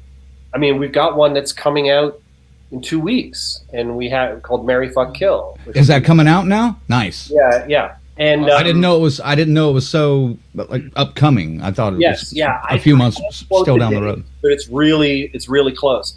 Nice. And which we're very excited about. It's a purely original script, which we're psyched about. New director, and so I'm going to unwrap that present when everyone else does. I mean, I suppose I could reach out and say, hey, can you send this to me? But I like not doing that. And it's very interesting for me because, again, with Slasher, Adam and I cannot be more in tune. Like, we have very similar sensibilities, and at the very least, they're always complementary. And so it feels it's such a marriage, so it's wild to have that other experience. Interesting. Now, was there always a second movie intended for Terror Train? Because that sequel came out 2 months later. Yeah. So very secretly at the time, they had a 1 week, I think, hiatus. Maybe it was 2, and they shot it right away. So yeah, those 2 were done back, effectively back to back. Very nice. I'm gonna regret showing this comment, but I think it's pretty good. Michael wants to know, Crank, why are you trying to look like Ian? Stop stealing his style. Yeah, we got a lot going on with that. What's great about that comment? I just noticed now, and it's bang on. I mean, look at that. Yeah, I think I've actually got a little more gray in my beard, though. He's got a little more body in his hair over here. Yeah, he's got better hair. Mine's thinning out. Like, We- zigzag. We live like it's like we see these guys crossing the street. It's like, oh, it's those guys. Can we- those guys. Yeah. Thanks, Adam. Appreciate it. We're gonna get out of here. Across the street. Yeah, just cross the street. I love that question. Can we just have like looks and style based questions right now? I love it. What's on your man. t-shirt, Adam? What is that? Oh, zombie. Oh, nice, Rob. Oh, Rob. Yeah. Nice. Classic. Jeez, that's funny. Tell us a little bit about Marry Fuck Kill, because, like I said, once you mentioned it when we first started talking about having you come on the show, I've been looking forward to this. So it's what can I say? Well, it's fun for us because it is not a slasher. It leans into the paranormal, so that's fun. That's something I've been aching to do. There's various pitches we have out in the world, for TV as well, which would end up involving Adam as well, chasing that kind of thing. So it was a great opportunity to start telling a story around that. And the story just involves a bunch of friends coming back to a small town because of a funeral. And probably all I can say is things start to happen. But I'm psyched about what we got to do. That's different than the kind of stuff that Adam, Aaron, and I are doing all the time. Nice. Adam, coming up for you in hopefully the near future, again, according to the research, this is IMDb, is a film called Out Come the Wolves. Yes. Right. Let us know a little bit about this. Fuck, we got one right. Yeah. No, he's like, well, first off, that's not the title, and we haven't started even writing it yet. No, that is the title. Yeah, I'm in prep right now. We're going to go to camera next month, finally. It's been a long gestation period. It's been years in the making of this one. But it's finally gotten off the ground. Yeah, it's just basically, a survival thriller. Like in the vein of Backcountry. It's a hunting expedition that goes terribly wrong. And then someone has to go in and clean it up. But it's like nature's balance. Like there's like a story within a story where this girl and her best friend, who happens to be a male and female best friend, brings her fiance in to go hunting for the first time to write for a magazine. But her fiance is feeling like this guy is not just wants to be a friend. There's something more going on here. So it's laced with this weird tension right from the beginning. And they act like a pack of wolves in a way, that he's the beta, this guy's the alpha. So they go out to do a hunting trip and it goes terribly wrong. And then someone else has got to come in, and then nature itself finds a way to balance everything because someone is wronged out there. So that's what I think is interesting about it. But I'm excited because I got Missy Peregrine back in the movie. Okay. Akuma wrote the script, who's an alumni of Rookie Blue with me, and it's an exciting script. And it's fun. I can't wait to do it. And the wolves are the Game of Thrones wolves, so can't go on with that. Very nice. This guy's amazing. The wolf trainer is amazing. So yeah, it's finally happening. Do you have a distribution process? Nice. Do you have a distribution home already for this, or is this something that you're waiting to show? No, we do. We have Shudder's on board, IFC's on board, Level Film, and like IFC's and Shudder been like so good to my work. And my past couple of films, IFC picked it up at TIFF, and they've been such great support. So it feels like the perfect home. My hope is to do a trilogy of this movie, Backcountry, Pyewacket, and Out Come the Wolves, and IFC is the perfect home for it. Very nice. Mally coming back. He was from Bring Me the Horizon, that band. He did the soundtrack for Pyewacket, and he's back for this one too. So it's going to be great. Okay. Well, yeah, I want to. I was really excited, to have Ian on the show, and also hopefully Aaron, but and you as well, but Adam. But I was looking forward to having three guys with long hair on the show because it's been a while. I got these guys, these balding assholes that are just always wearing the hats, and it's just it's rough sometimes. We have a love-hate relationship. It's okay. Aaron does not have long hair. He doesn't. I think you were imagining something that wasn't going to happen. Damn it! I was hoping. Ian, I wanted to ask you about this because I read something. Again, could be completely wrong. You volunteer in Bangkok. Am I anywhere near correct? Research. This is very interesting. I volunteer. Yeah, it says teaching kids to write and mentor through the Canadian Center for Victims of Torture. Well, that's a combination of a bunch of things. I volunteered at a place called the Canadian Center for, what is it? The Canadian Center for Victims of Torture and something else. Okay. I was teaching street kids to write at the Yonge Street Mission, which is in Toronto. And then I volunteered at, I worked at a place called the Human Development Foundation, which was in the slums of Bangkok. So I did that for 3 years on and off, and I lived in Bangkok and was going back and forth. So what was it about these two organizations that called out to you? Was it a personal thing? Yeah, there was. I mean, when I went to Bangkok, it was just a little bit. It was spurred on by my sort of disgust with the sort of navel gazing of my life. Like I felt like I had that very successful theater company, and I felt like I just get to do whatever I want here. Like that's not true. Like I was broke. I was, everything was a struggle, but I was just like, this is such an inward looking experience. And it started to really bother me. So I had heard about this organization. I'd had friends who volunteered there. So I reached out and the priest that was running it, and there were no priests in my life. I wasn't a church going kid in any way. And he was like, yeah, come here right now. I'll fly you here right now. And I was like, wait, hold on a second. He was just like, move here. Because I was like, I think I could help you raise money. And this is why. And then, I think this sort of Yonge Street Mission, I'm drawn. And look, I think that horror, not to make everything about horror, but horror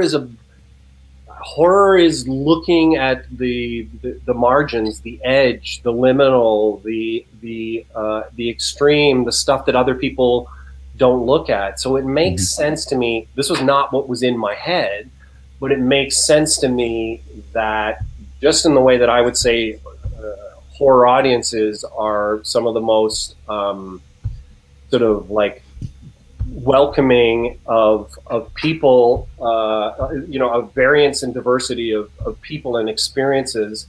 It makes sense to me that I would be drawn to some of these, these other things where I was like, I care about what's happening here, say the Center for Victims of Torture, the street kids. And, I don't think I was running around banging on doors, but I would hear about something and I'd be like, oh, I want to know about that. I mean, working with the street kids was incredible. One of the most amazing things, and working on writing with them was, incredible. And, So just, nice. I think it's in the stories that we all want to tell, and that we want to hear. It's just like, we can hear those mainstream stories in other places, and I don't think any of us are really interested in that kind of thing.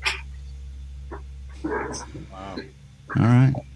Well, guys, man, this has been a lot of fun. I really appreciate you guys coming on and chatting with us.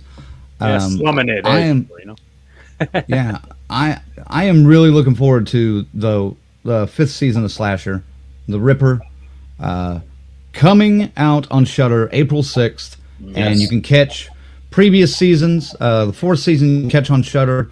Seasons 1 through 3, at least for now, you can catch on Netflix. Do that, absolutely, guys, and catch up with that.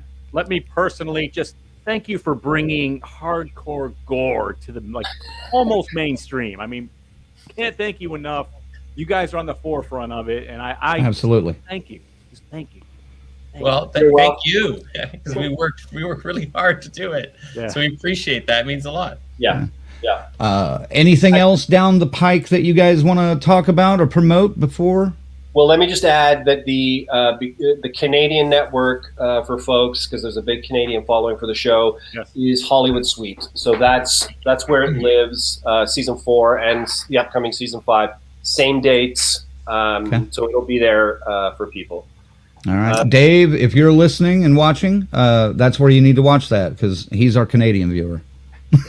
You have one? Okay. We have one Canadian viewer. All right. Well, now you're going to have two because I'm sure my mom will watch. Excellent. Adam, anything else down the pike after Out Come the Wolves that you want to talk about? No, I got it. It's funny because I got attached to this Australian film called Coffin Bay. The guys from The Reef and Blackwater, that team Thrills and Spills, and they inspired Backcountry, so it's come full circle. Wow. So I was just weird. I was doing previs for something with that recently, and I was thinking of slasher. I was like, oh, slasher, it's like slasher. Doing all this previs camera work and all that stuff because they're gonna start shooting with real sharks or something. So, but yeah, it's cool. It's called Coffin Bay, but we'll see. Excellent. And then maybe a season 6. That'd be pretty cool, Ian. Come on, Ian, let's do it. I hope so. I didn't want to. I probably didn't want to jump on that yet because 5 hasn't dropped, and I don't know. So there we go. Yep, these two are super cool. Looking forward to checking out more of their works. Awesome. And maybe one day I'll pick up Sam Thanks, Raimi's Len. call.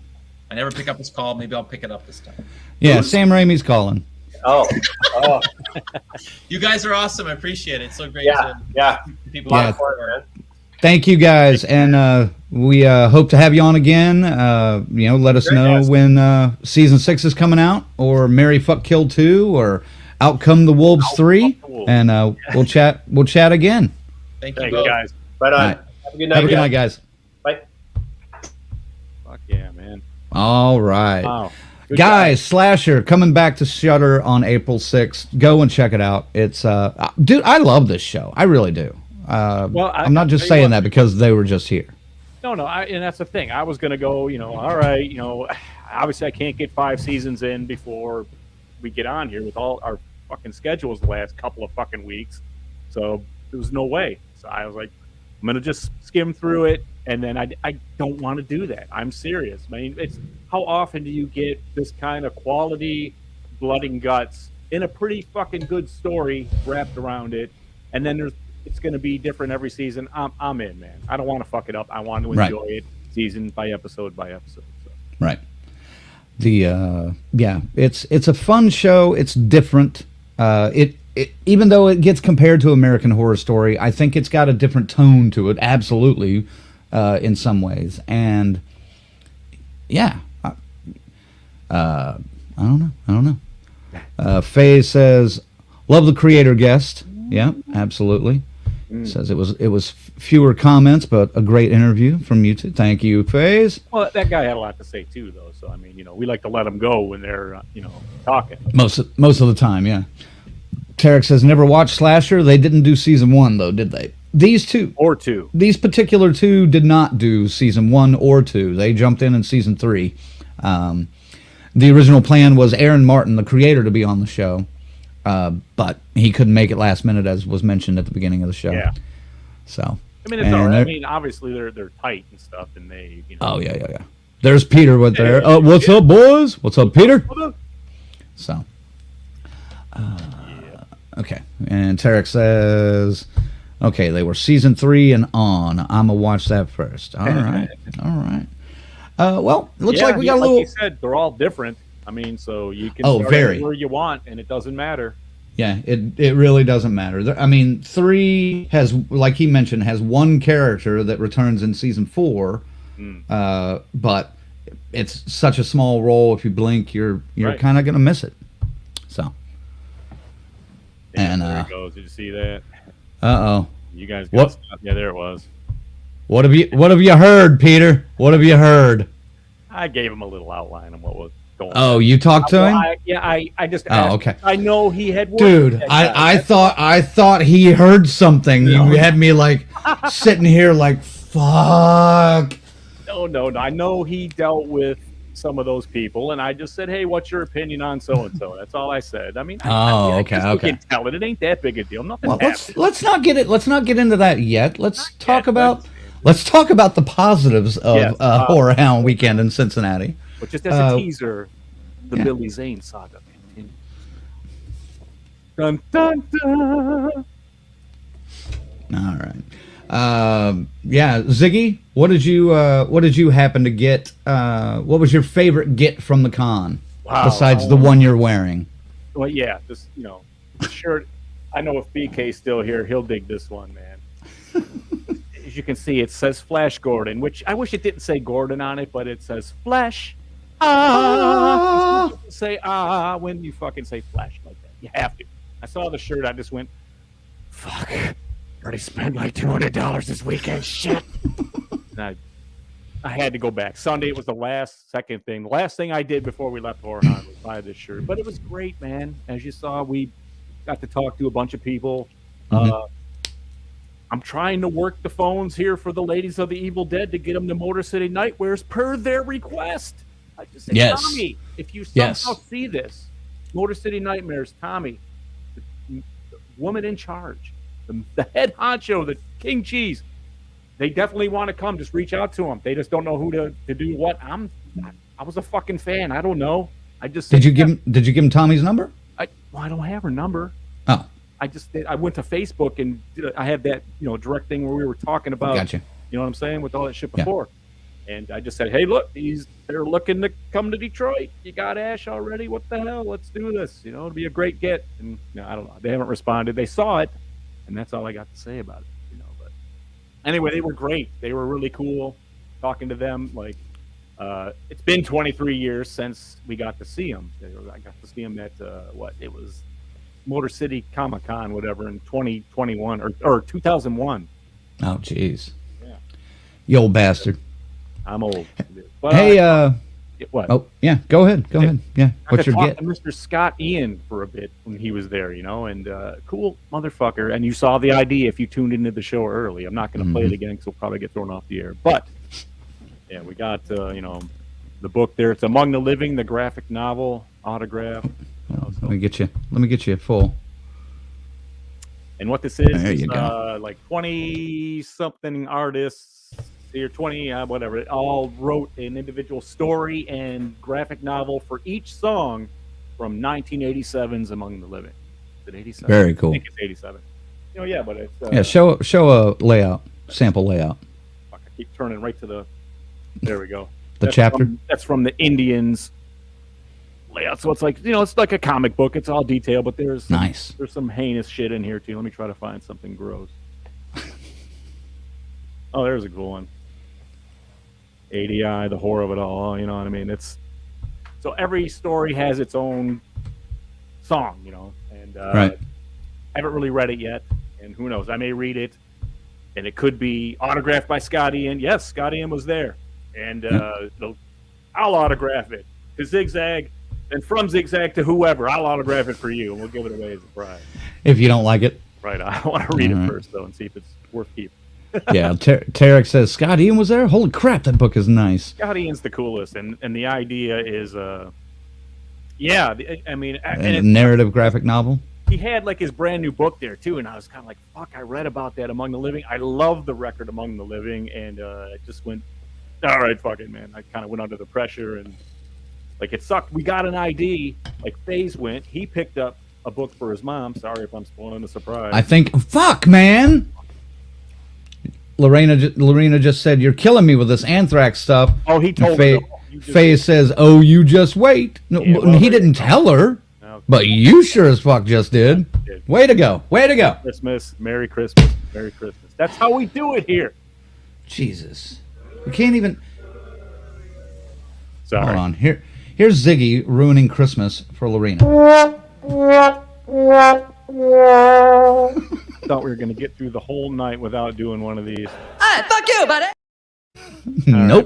Nope. It's can fine. never Anyhow, we got an ID from Scotty, and it was pretty good, and then I go out to check it out. My fucking memory card in my goddamn computer corrupts again. I mean, that's two of them in within 15 days or some shit, man. That's crazy.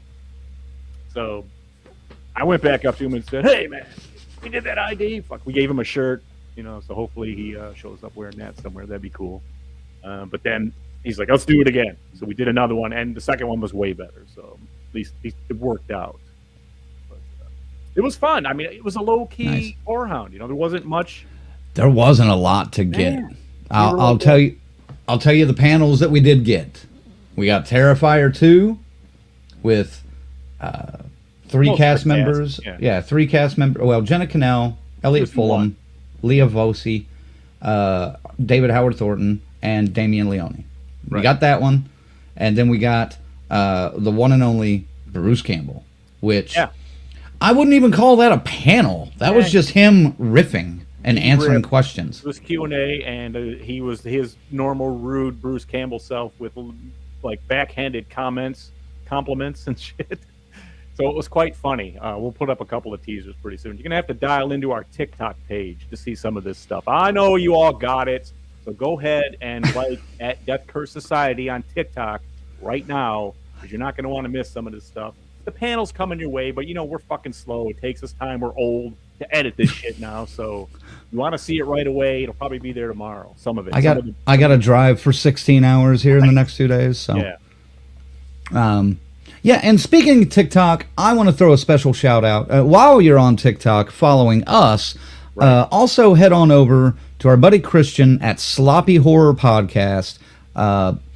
This guy, he's always been nice to us. We always see him up in Cincy and other places at cons and stuff like that.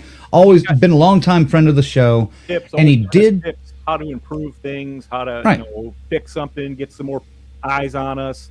Well, on TikTok at least. Right, yeah. right. And he does well. He does very well for himself doing it. So, I mean, yes, Yeah. we're trying to follow in his footsteps, and he did the coolest. Go ahead. Yeah, he put out on his page his own TikTok that was recommending us, and we've never had anybody, I don't think, do that anywhere.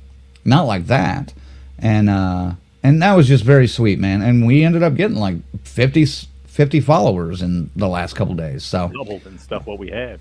yeah, thanks, man. Thank you very much. And like I said, while you're out there, go follow him at Sloppy Horror Podcast. Sloppy Horror Podcast. And, you're going to be reminded, because we're going to get this cat out here and riff with him out here on Monday night, one of these nights. Because the dude is funny as fuck. And he knows right. his shit. He knows his horror.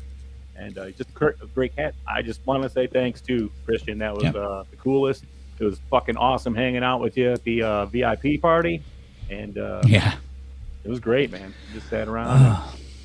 Everybody's partying, and you turn this way, hey, Damian Leone. Turn this way, Yeah, right. oh, hey, there's fucking, woo. I guess we missed, who was it that we missed on the piano?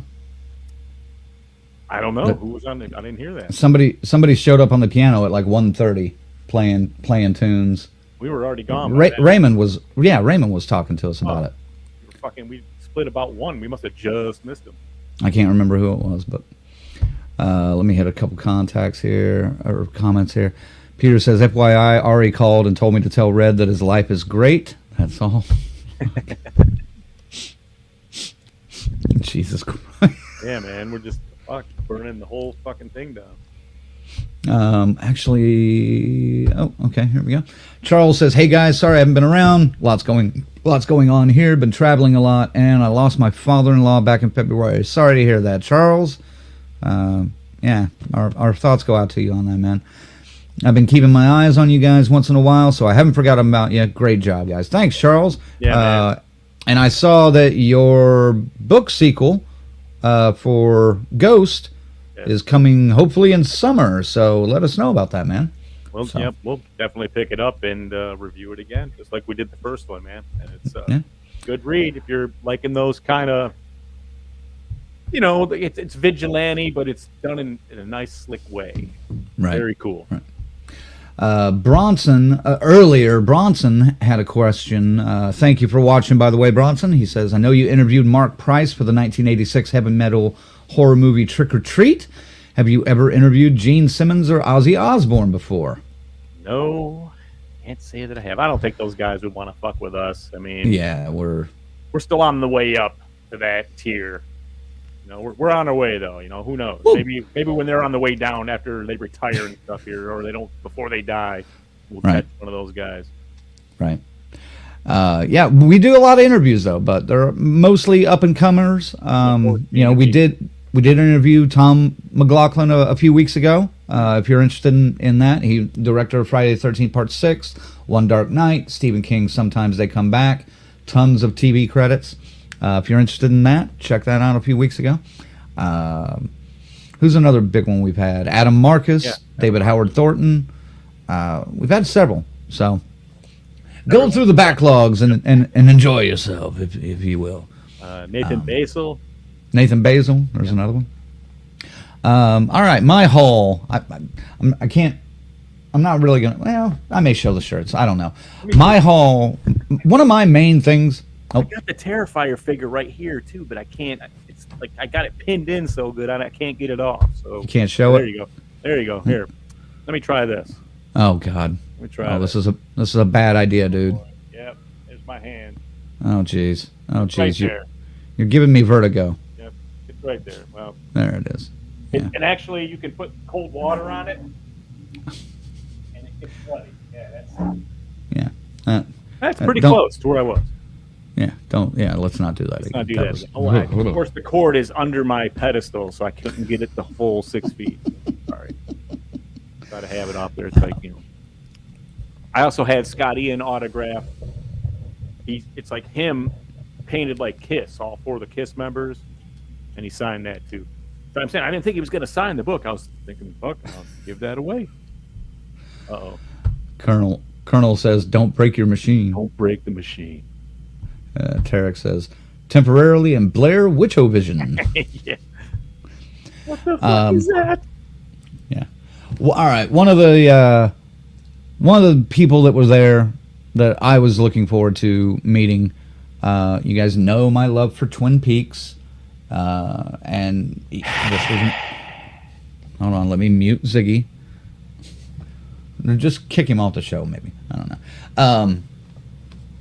Yeah, so Robin Lively was there, Blake Lively's sister, which also makes her Ryan Reynolds' sister-in-law, was there. She was in a small part in season 2 of Twin Peaks. I got her to sign one of my posters of Twin Peaks that I always do, but I also got her to sign this, and I forgot it's got like a massive glare, but perfect, right there.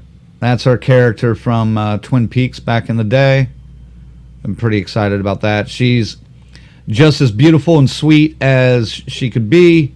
Let me tell you something. That woman is beautiful. Yes. Yeah. Give me off Solo. No, leave me on Solo, because I got one more. Shit.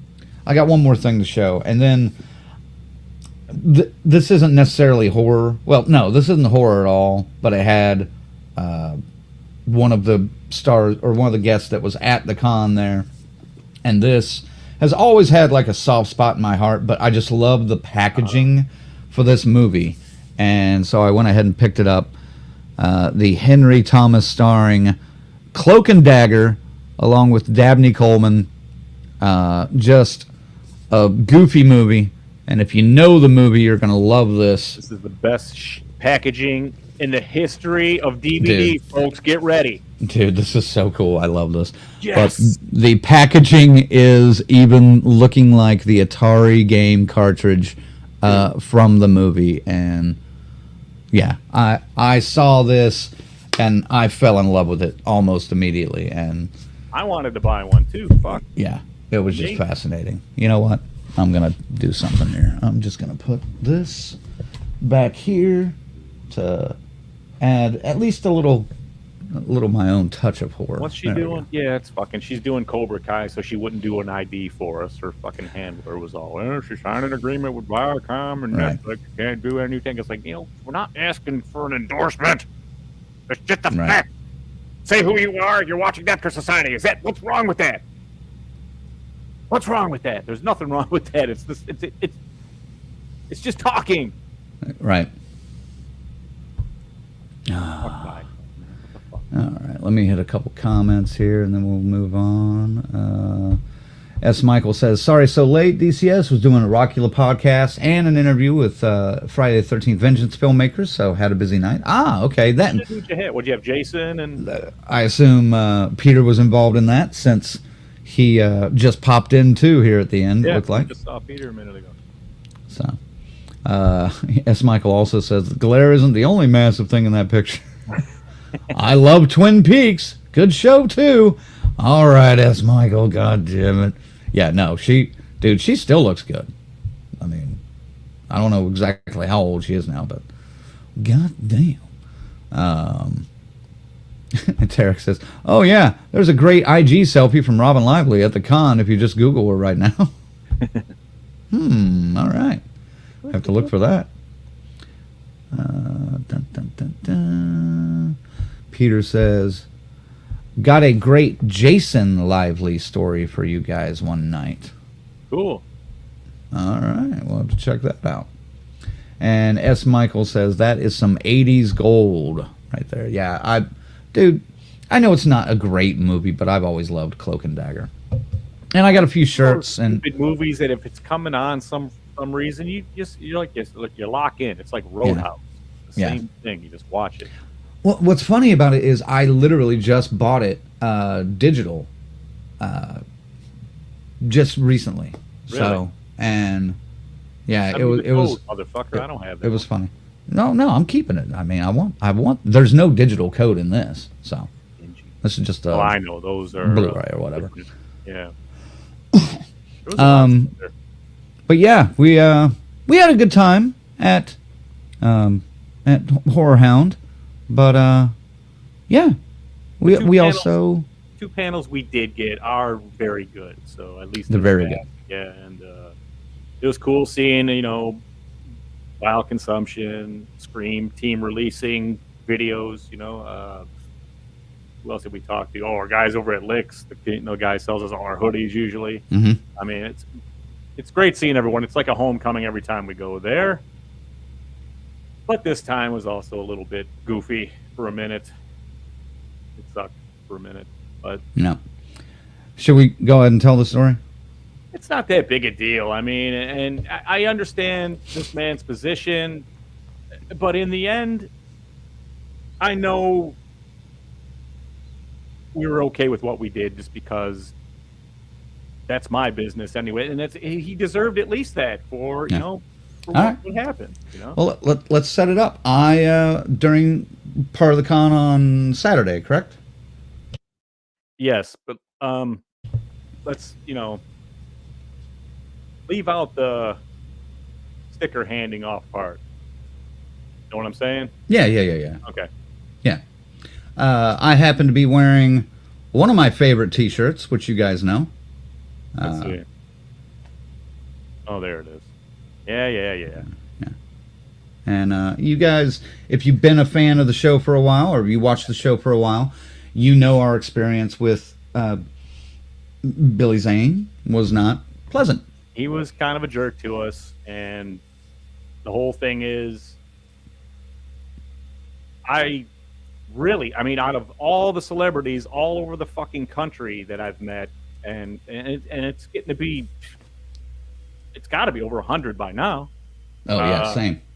And everyone's been just great. Even if they're in the shitty mood, they're fucking actors, and they pull it off. Okay, so we meet Billy Zane in 2021, I guess it was. Yeah, 2021, and we'd already heard that he was a problem before. You know what I mean? Like that wasn't fucking us putting it out there. It was already out there. Those employees around that place, all those volunteers, were well aware of the diva that is Billy Zane, and it's fine. I guess the guy's fucking earned it. He's a megastar. I fucking make I'm a fucking guy in shit town and where I'm at. He's Billy Zane. Why is this even an issue? But anyway, so we meet Billy Zane. He's a dick to us. We get stickers and a couple shirts made just to make that point. We walk around there last year. It's the funniest thing anybody's ever seen. Anybody that's working there, they loved it. And everybody stopped us and said, "Oh, took pictures. Let me tell you my story about Billy Zane." And then we heard their horrific meeting. Right. We probably heard a dozen or more stories. Easy. It 10 to 12 different kind of stories of rude behavior, just kind of you're below me, peasant, go away kind of stuff. Okay, so we get to Saturday and Crank throws on the Billy Zane shirt just to, and we were handing out a couple stickers to some of the employees. Yes, and it was only for a couple hours. I had a shirt on for the majority of the day. We were getting ready to go into a panel room. I was like, you know what, I'm going to throw this on. I just feel like it. So we're coming down the middle where the celebrities are, And Crank gets kind of a, hey, what's up with that shirt? This big dude walks up, and I'm kind of like, oh fuck, this is Billy's manager. We know. Yeah. So. And I said, well, he's like, he was a dick. What does it say? I said it says Death Curse Society says don't be a dick. And he goes, yeah, but what's the joke behind it with Billy? What is it? And I was like, I said he was a dick. Yeah, you really want to know the story? And he goes, was he a dick to you? I was like, yeah, absolutely was. So at that point, I was like, I didn't care anymore. Because at first I was like, God damn, what should I say here? I got to choose our words carefully because I don't want to get banned from the place, shit. And the guy just wants to know what's up. He's like, well, he starts explaining, like, well, maybe, he's just a little bit uptight, because he just lost his dad to COVID, and he showed up at this thing, just a couple of days that his dad died, and he's in there. I'm thinking he was referring to all the stories we heard about him insisting everybody had a mask on in there. Right. Don't know for sure. I never said that. He started with that. And then I just went, well, and I just said, here's the thing. I told him exactly how it went down. We walked up. We were told no microphones, no cameras. I was very well. We put that away. And then it started okay. We talked about the Tales from the Crypt movie. And then Colonel went and made his comments about Sniper. And he was making a joke that Billy didn't wait to hear the punchline and immediately cut him down and then told us, like, oh, good thing we're not doing an interview. You guys need to do your research. And I'm like, what the fuck, man? I mean, this guy's just, he's trying to tell you he was 6 years old watching your stupid fucking movie, and you faked him out with being a double agent and then coming and saving him at the end, I mean, right. But he didn't wait for that. So, whatever. That was the whole thing, and it leads to us making the how shirts. we feel, so we made the shirts. And, and he's like, well, he goes, well, there's flyers all over the place here, and, he's trying to book into Lexington, Kentucky, and now they're wavering on it, and come on, man. I think I did wear it to Lexington last year. Come on, guy, though. You really think someone's going to read a shirt or look at a sticker and that's going to influence who they're going to book? Multi-$1,000 booking like that, where they know people are going to want to talk to a star like that. I mean, that's where. But again, I didn't want to blow it up like that. The point was, and I admitted it. He was a dick. We were dicks back, and he says, "Well, that doesn't make it right, does it?" I was like, "No, it doesn't." No, Makes me feel better. But I guess the lesson here for everybody is don't fuck with the press. He's like, well, maybe next time you just come talk to me when something like this happens. I'll get you a refund or whatever. We'll work it out instead of doing it like this, all out in public like this. And I was like, well, we don't know you. I go, we're not going to do it like that. And frankly, he knows how this game is played. We paid our fucking money to meet this fucking guy, and he was a fucking dick nose to us. How come no other celebrity ever in the history of all these doing this for all these years now, 5 fucking years, been going to these things every couple of months, and everybody's fucking cool. That's where it was, and I that was what I kept having to go back to with this guy. I was like, sorry, I hate to beat the dead horse. Paid $80 to meet the guy. He was a dick to me. And I walked away without even taking a photo because I was that irritated. So, I mean, we shook hands, and I'll say it publicly. We'll put it to rest. We won't go out in public and trash Billy like that anymore. Don't worry. It's not our intention to make him lose money. You're just making a point. You fucking be a dick, to the wrong people, sometimes the word gets out there. Ask Tom Savini all about that. But seriously, I mean, we've worked with some of this man's other clients, and we've had no problems and stuff. And I don't see, because he said if anything in the future like this happens again, just come to me. Bro, I don't see it ever happening like that, because this is just an aberration. This is a fucking anomaly. Whatever you want to call it, it's going to be fine. So I hope we can work together again, and we'll leave it at that. But this is it, man. That was simple as that. Was a dick to us. We were a dick back. We got microphones. That's all. That's the only difference. Yeah, that's it. Nothing personal. And we were and we're clever enough to put this on a shirt and fuck with you. I'm moderately funny, right? I don't know, man. It just something, don't fuck with those kind of people. I mean, just do your diligence. You knew coming into this, By the way, we know that his dad died 15 months prior to this. And I didn't we know now, but he was acting like it was like days before. And that's what kind of, it's fine. Just yeah. I just, like I said, it's all good. We'll see. We're going to be seeing you around. We always do. And I hope we can be all right with this and work together. That's all.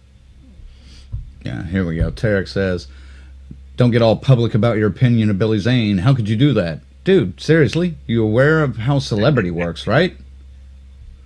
So. And like I said, I don't dislike this guy. You know, I mean, he came up and he was asking questions. I get that, and I know you got to stand up for his clients, of course.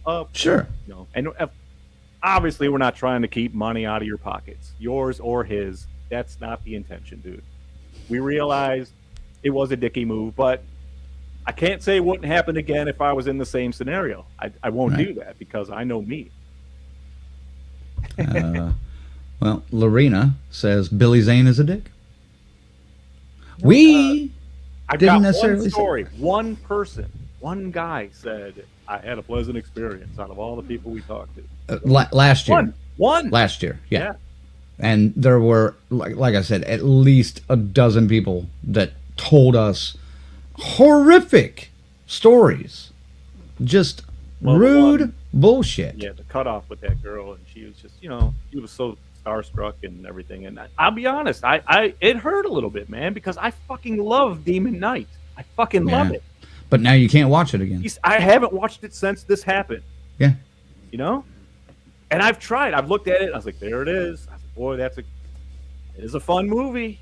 He's really good in it too. But god damn it, I can't look at his fucking face right now. I just can't do it. Well, and you know, he brags about his contribution to that movie so much too, like almost that he made that movie. Right to him too. We fed it right to him, like, dude, you ad-libbed that stuff. That was fantastic. That was so good. Yeah. You know, of course.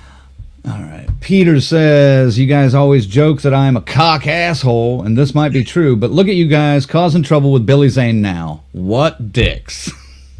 I don't know, Peter. I mean, you know what I mean, dude? You know how it is. Hey. No, here's what it is. Here's what it is. We're just... What you see is what you get, folks. Okay? You know, we're not going to sugarcoat anything for almost anybody. And that's just the case. And if you treat us like shit in person at a horror convention, we're going to talk about it the next Monday on the show. That's just the way of the world, you know? And there was one other detail to it. We're taken to the grave. That kind of sucks, but it's not that big a deal. We're not like banned from the place or anything at this point. It is kind of a big deal, but we'll see. To me, it's kind of a big deal. It is, but again, there's nothing we can do about it. There's no point in ruffling those feathers.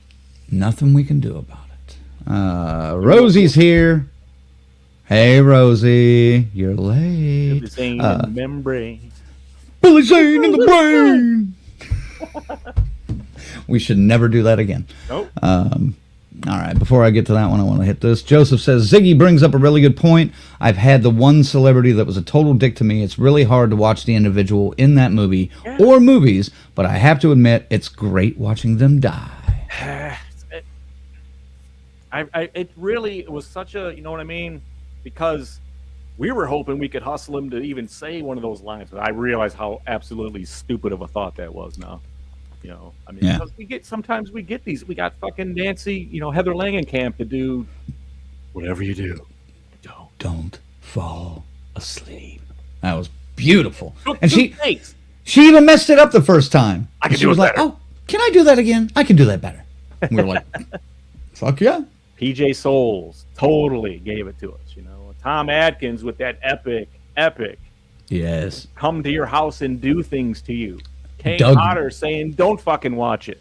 Brilliant. Doug Bradley saying, I will tear your soul apart. It goes on and on and on. And yeah, fuck Billy Zane. That's all I got to say about that. Right. Thank you, HorrorHound. Yes. It's been a pleasure, and we'll see you on the flippity flop. Yep, catch you at the next one. Speaking of, There he is. We just talked about you a few minutes ago, sir. Sloppy Horror Podcast. Go and follow them. Right meow. Do it. This guy. Right meow. He's the real McCoy, man.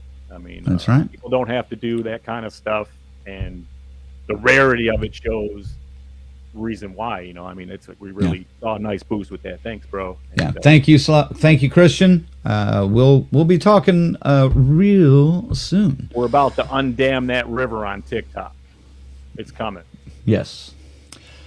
Even though Yes. all of that went funky this weekend and was kind of some of that was kind of a downer. It did sully the mood a bit Saturday. Sorry. Yeah, But, it did. But there was something else that we've been working on. that's true. That For a made while. things much, much brighter and Well, happier. Especially with an announcement that was made this weekend That's true. that really perked us up. I actually watched Crank levitate with joy. Like he just floated around for a couple hours after this announcement. It was really something to see. And I'm a little scared, frankly, for what may become of this. No, don't say that. Because some people might be watching I and kid. Of course, yes. decide to negate just gonna recently see- signed contract. Yes, they're gonna see the best. Okay, so we've been working on something for a while. I just signed the contract yesterday. Drum roll. Last night.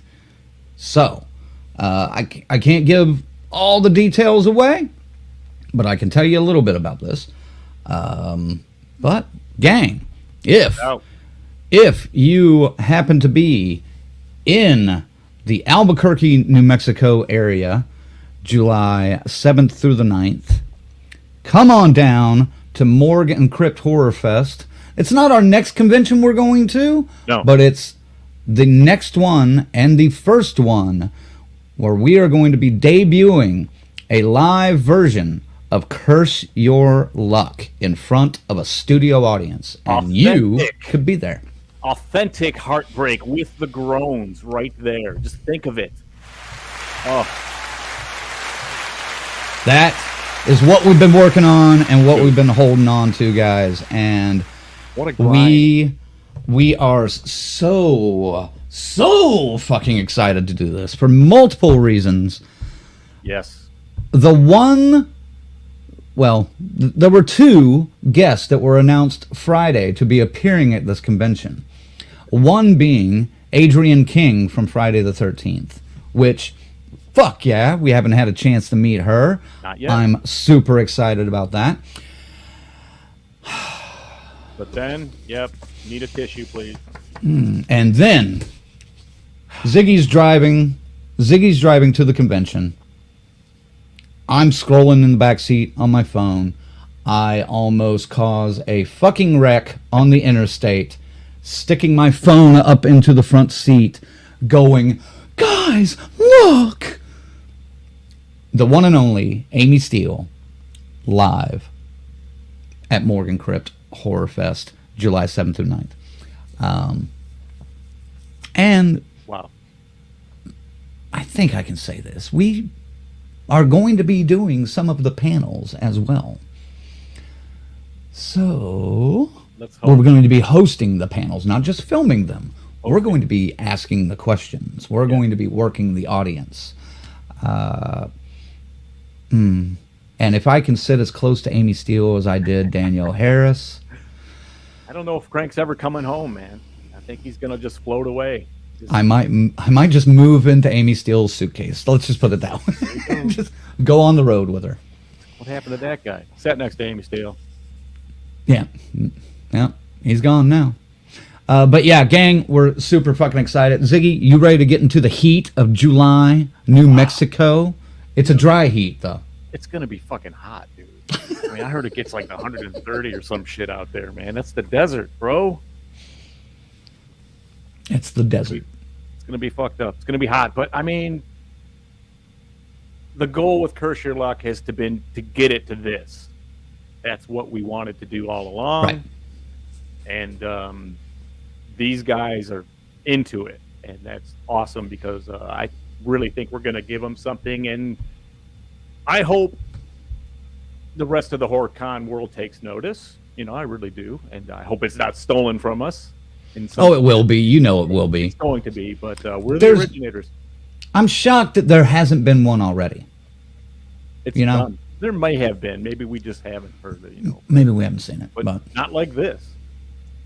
I mean, we're literally building a game show set. I mean, it's crazy, dude. Screens and real fucking plungers for bringing in your answer, and lights and X's and gang, we're not doing this in just some regular just panel room. It's a fucking auditorium. This is a fucking auditorium with a stage and everything else. It's fucking beautiful for one thing. It's big. But it's big. It's going to look really small or much bigger if there's only a couple of people in there. Yeah, but I think we we'll be able months to promote the shit out of it. So I think we got months to promote it. We got months to gather up some kick-ass prizes. I've already been working the push, trying to figure stuff out for that. We have been wanting to tell you guys for so long, but we've had to hold on, and we apologize for that. Got to sign everything, man. It's like big-time stuff. So, it's not... Certain things we have to hold on to for a little bit. So not minor league shit. But it's cool. Like I said, there's even more to come. There's more stuff we haven't even said yet. Right. That's fucked up.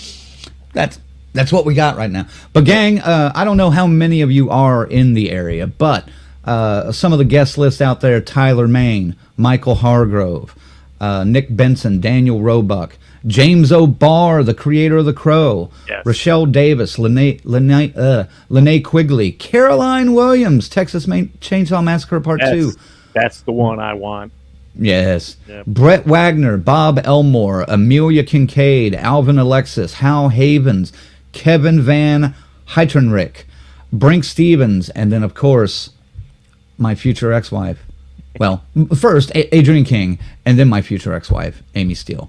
I mean, fuck, yeah. And this is their first year, man. These guys are coming out of the fucking gate, just swinging. Yep. That's awesome. So we're looking forward to it. We're fucking stoked to be partnered up with folks over there at Morgan Crypt, man. It's we're gonna DCS it up for you. Hope you're ready. It's gonna be great. That's right. Tarek says, "Dude, that's insane. Congrats on that. Get in on the action from James." Rosie says, "Congrats, guys." Yeah, we're pumped. We're pumped, and we hope some of you can come in and be a part of it. Yeah, great. I mean, we're gonna shoot the shit out of it, so you'll be able to see it. You'll be able to watch how it worked out. I mean, we're gonna really shoot it. So bloopers and all. Yep. Because it's gonna be live, so there's gonna be some shit that we can't redo. But we'll probably. I'm fine with it, man. I'm interested, and I think we're gonna pull it up. I think we've done enough of these, and I think we're quick enough to be able to keep up with it. But it is gonna be fucked up running around on a stage, man, and hosting a live game show. Yeah. I said that when I was in school. What do you want to be when you grow up? A game show host. Can't be a game show host. Rosie says, Amy Steele, awesome final girl. S. Michael says, this is the next exciting chapter of the DCS story. I'm so proud to say I knew you guys win, and that I was an original final guy on Curse Your Luck, as well as DCS before the crypto crash. That's all right, dude. You're like, we will eventually have the online champions round is coming. We're working on it. We're just trying to figure out, and it's got to be a special prize for something like that. So. And I'd still like to do kind of a celebrity one or something like that. At some point, figure out some kind of charity we can do something with, and then I reached out to a couple of places and stuff, and it just had our norm for doing that, and the charities themselves were like, what again? And then nothing. Right? What is this? Yeah. Tarek says, yes, people will steal the concept, but keep doing Curse Your Luck. You'll always be known as the OGs. Well, to you guys, we will. Yeah. We'll see. James says, Bob Elmore is a nice guy. I met him a few months back. Faye says, I want to see a group photo of all of Crank's celebrity ex-wives. Well, future ex-wives. Keep that in mind. Remember that. Well, like I said, I don't know what's going to happen, dude. I mean, I know when I looked in Danielle Harris's eyes, I forgot my name for a couple of minutes, and I had to recenter before she stopped talking to realize what the fuck did I just say? You know, so knowing Crank and his history of loving the character Jenny. Jenny portrayed by Amy Steele, I think it's going to be similar. I may have to handle this one if he goes down, you know. Get the fuck out. You got the audience for that one. I got it. No, the fuck I do. Bullshit. I will fight a man over this. I don't give a fuck. We'll flip a coin. No, the fuck we will. Tarek says, Curse Your Luck Live, brought to you by the two of us not still Velcroed to Amy Steele. Well, maybe we can get them to play along too. We're lucky. Colonel is able to watch along. He says, perhaps in October. Is that for a celebrity Curse Your Luck? Is that what you're saying? That's not a bad idea. We got some time to plan it. Yeah. Tarek says, if you do a celebrity Curse Your Luck, make sure every question is insultingly easy. Ugh. Yeah, but then they don't like, I don't know. That's what I mean, though. I realize now that it doesn't matter. What we could ask anything, and that board is going to do what the board does. S. Michael says, Deb Voorhees, Peter Anthony, Tommy McLaughlin would be perfect celebrities for Curse Your Luck.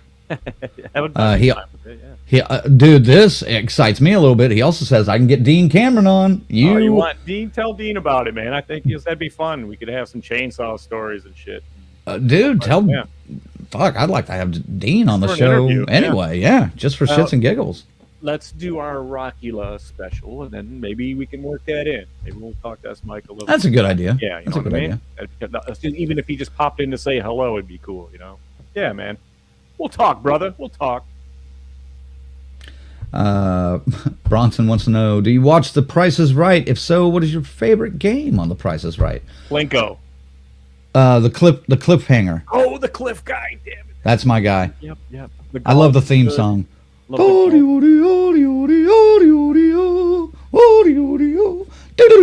then he falls off the cliff. I love that fucking game. Something about Plinko, though, man. Those fucking spikes just sound things falling down. Very satisfying. Bronson had another question up here. Sorry, man. It's been a weird night. I'm kind of in my own head tonight, but where was it? Before all this. Not that. That's right. July. There we go. Bronson, would you guys ever interview Vanilla Ice? No. I'll make that simple. No. Well, he doesn't have a place here, really, but no. I would have a couple of questions because the guy was a metal singer for a couple of weeks. He still is. He just doesn't tour very often. He builds houses now. I mean, he makes money. He's fucking fine. No, I would not. I just, what would be the reason? It wouldn't fit into what we're doing. Right. We need Bronson to come in on an Ask Me Anything, man. He's got a couple good questions here. Who's your favorite horror movie director? Right now, kind of obviously John Carpenter probably for like that, but I would say currently somewhere between Ty West, Mike Flanagan, and Ari Aster. So, somewhere in those three. Ziggy? Damien Leone has no place on that list? Not on my list, no. Huh. Okay, I'll put him on mine. But, all-timers, man, John Carpenter, Sam Raimi, Wes Craven, Tobe Hooper, some of the ones like Tommy McLaughlin for One Dark Night, Friday the 13th, 6, Joseph Zito for Maniac, The Prowler. Friday the 13th, 4 and The Prowler and stuff like that. Those guys all had a pretty strong, brutal vision for slashers, which is what, I'm digging about it. But some of those guys rised up. We're talking about that on the show tonight, how Carpenter had done dramas and comedies and romance and whatever the fuck Big Trouble in Little China is. You know what I mean? So, but that's why I think he's up there amongst, Quentin Tarantino, of course. I mean, I'd love to see him do just a hardcore horror fucking movie, Tarantino style. How fucking sick would that be? Yeah, I'd like to see him direct a horror movie. I mean, I know Rodriguez directed From Dusk Till Dawn, but he wrote that, so I would love to see him direct a horror movie, though.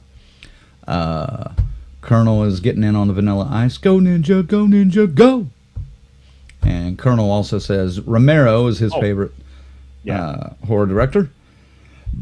James says Rob Zombie or Yui Bowl. Oh, man, that's fucking... Tarek says, Jesus. Oh, my God, I would pay for that interview. Oh, man. That guy made, like, one good movie and then nothing else. Isn't maybe. he, oh, wait, that's... No, you're thinking of somebody else. Raw. You're thinking of something else. Louis Bowl, he made, let me look it up here. Come on, guys, help me out here. Hurry. What's the one he's known for? Hurry, because we got to wrap it up. Yep. Amy Steele.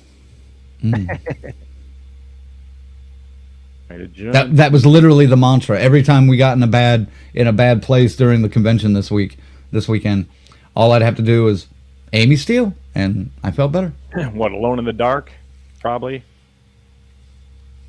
He says Postal? yes.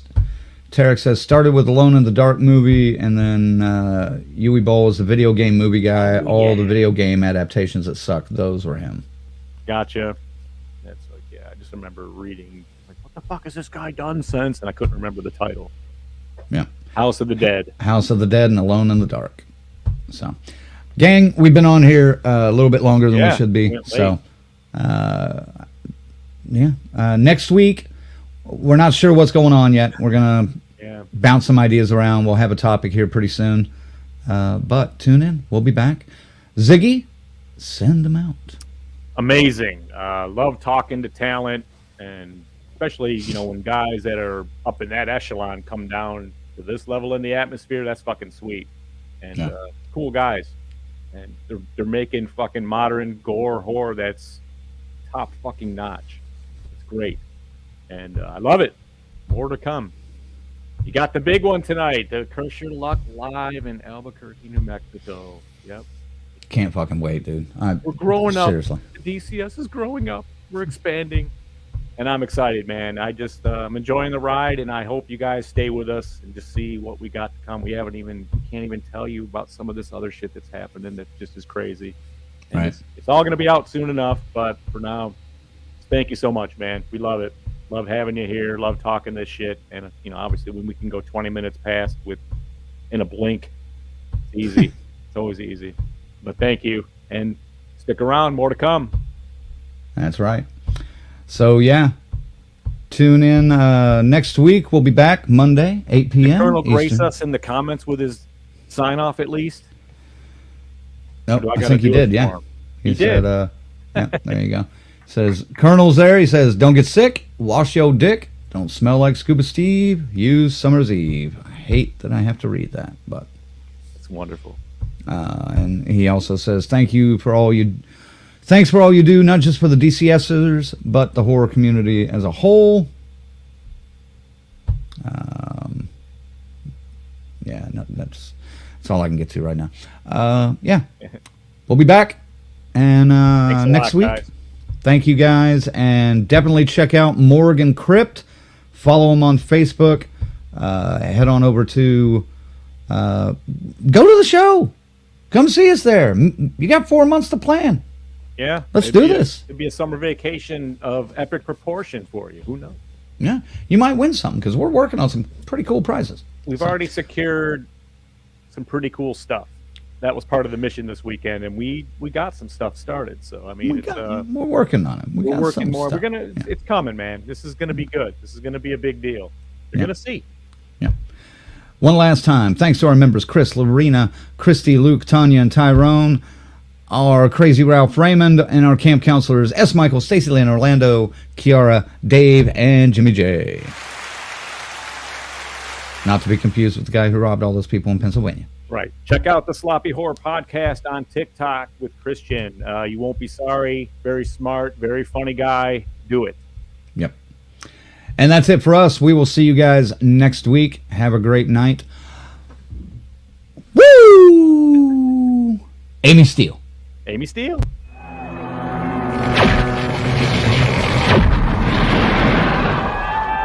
Rock and roll!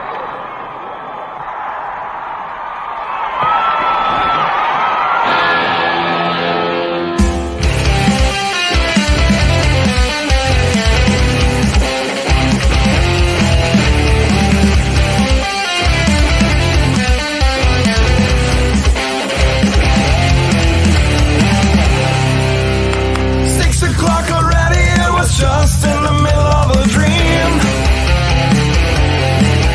I was kissing Valentino by a crystal blue Italian stream.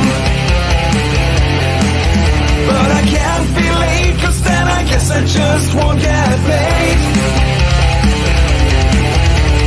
These are the days when you wish your bed was already made. It's just another manic Monday. I wish it was Sunday, 'cause that's my fun day. I don't have to run day. It's just another manic Monday. I wish it was Sunday, 'cause that's my fun day. It's just another manic Monday.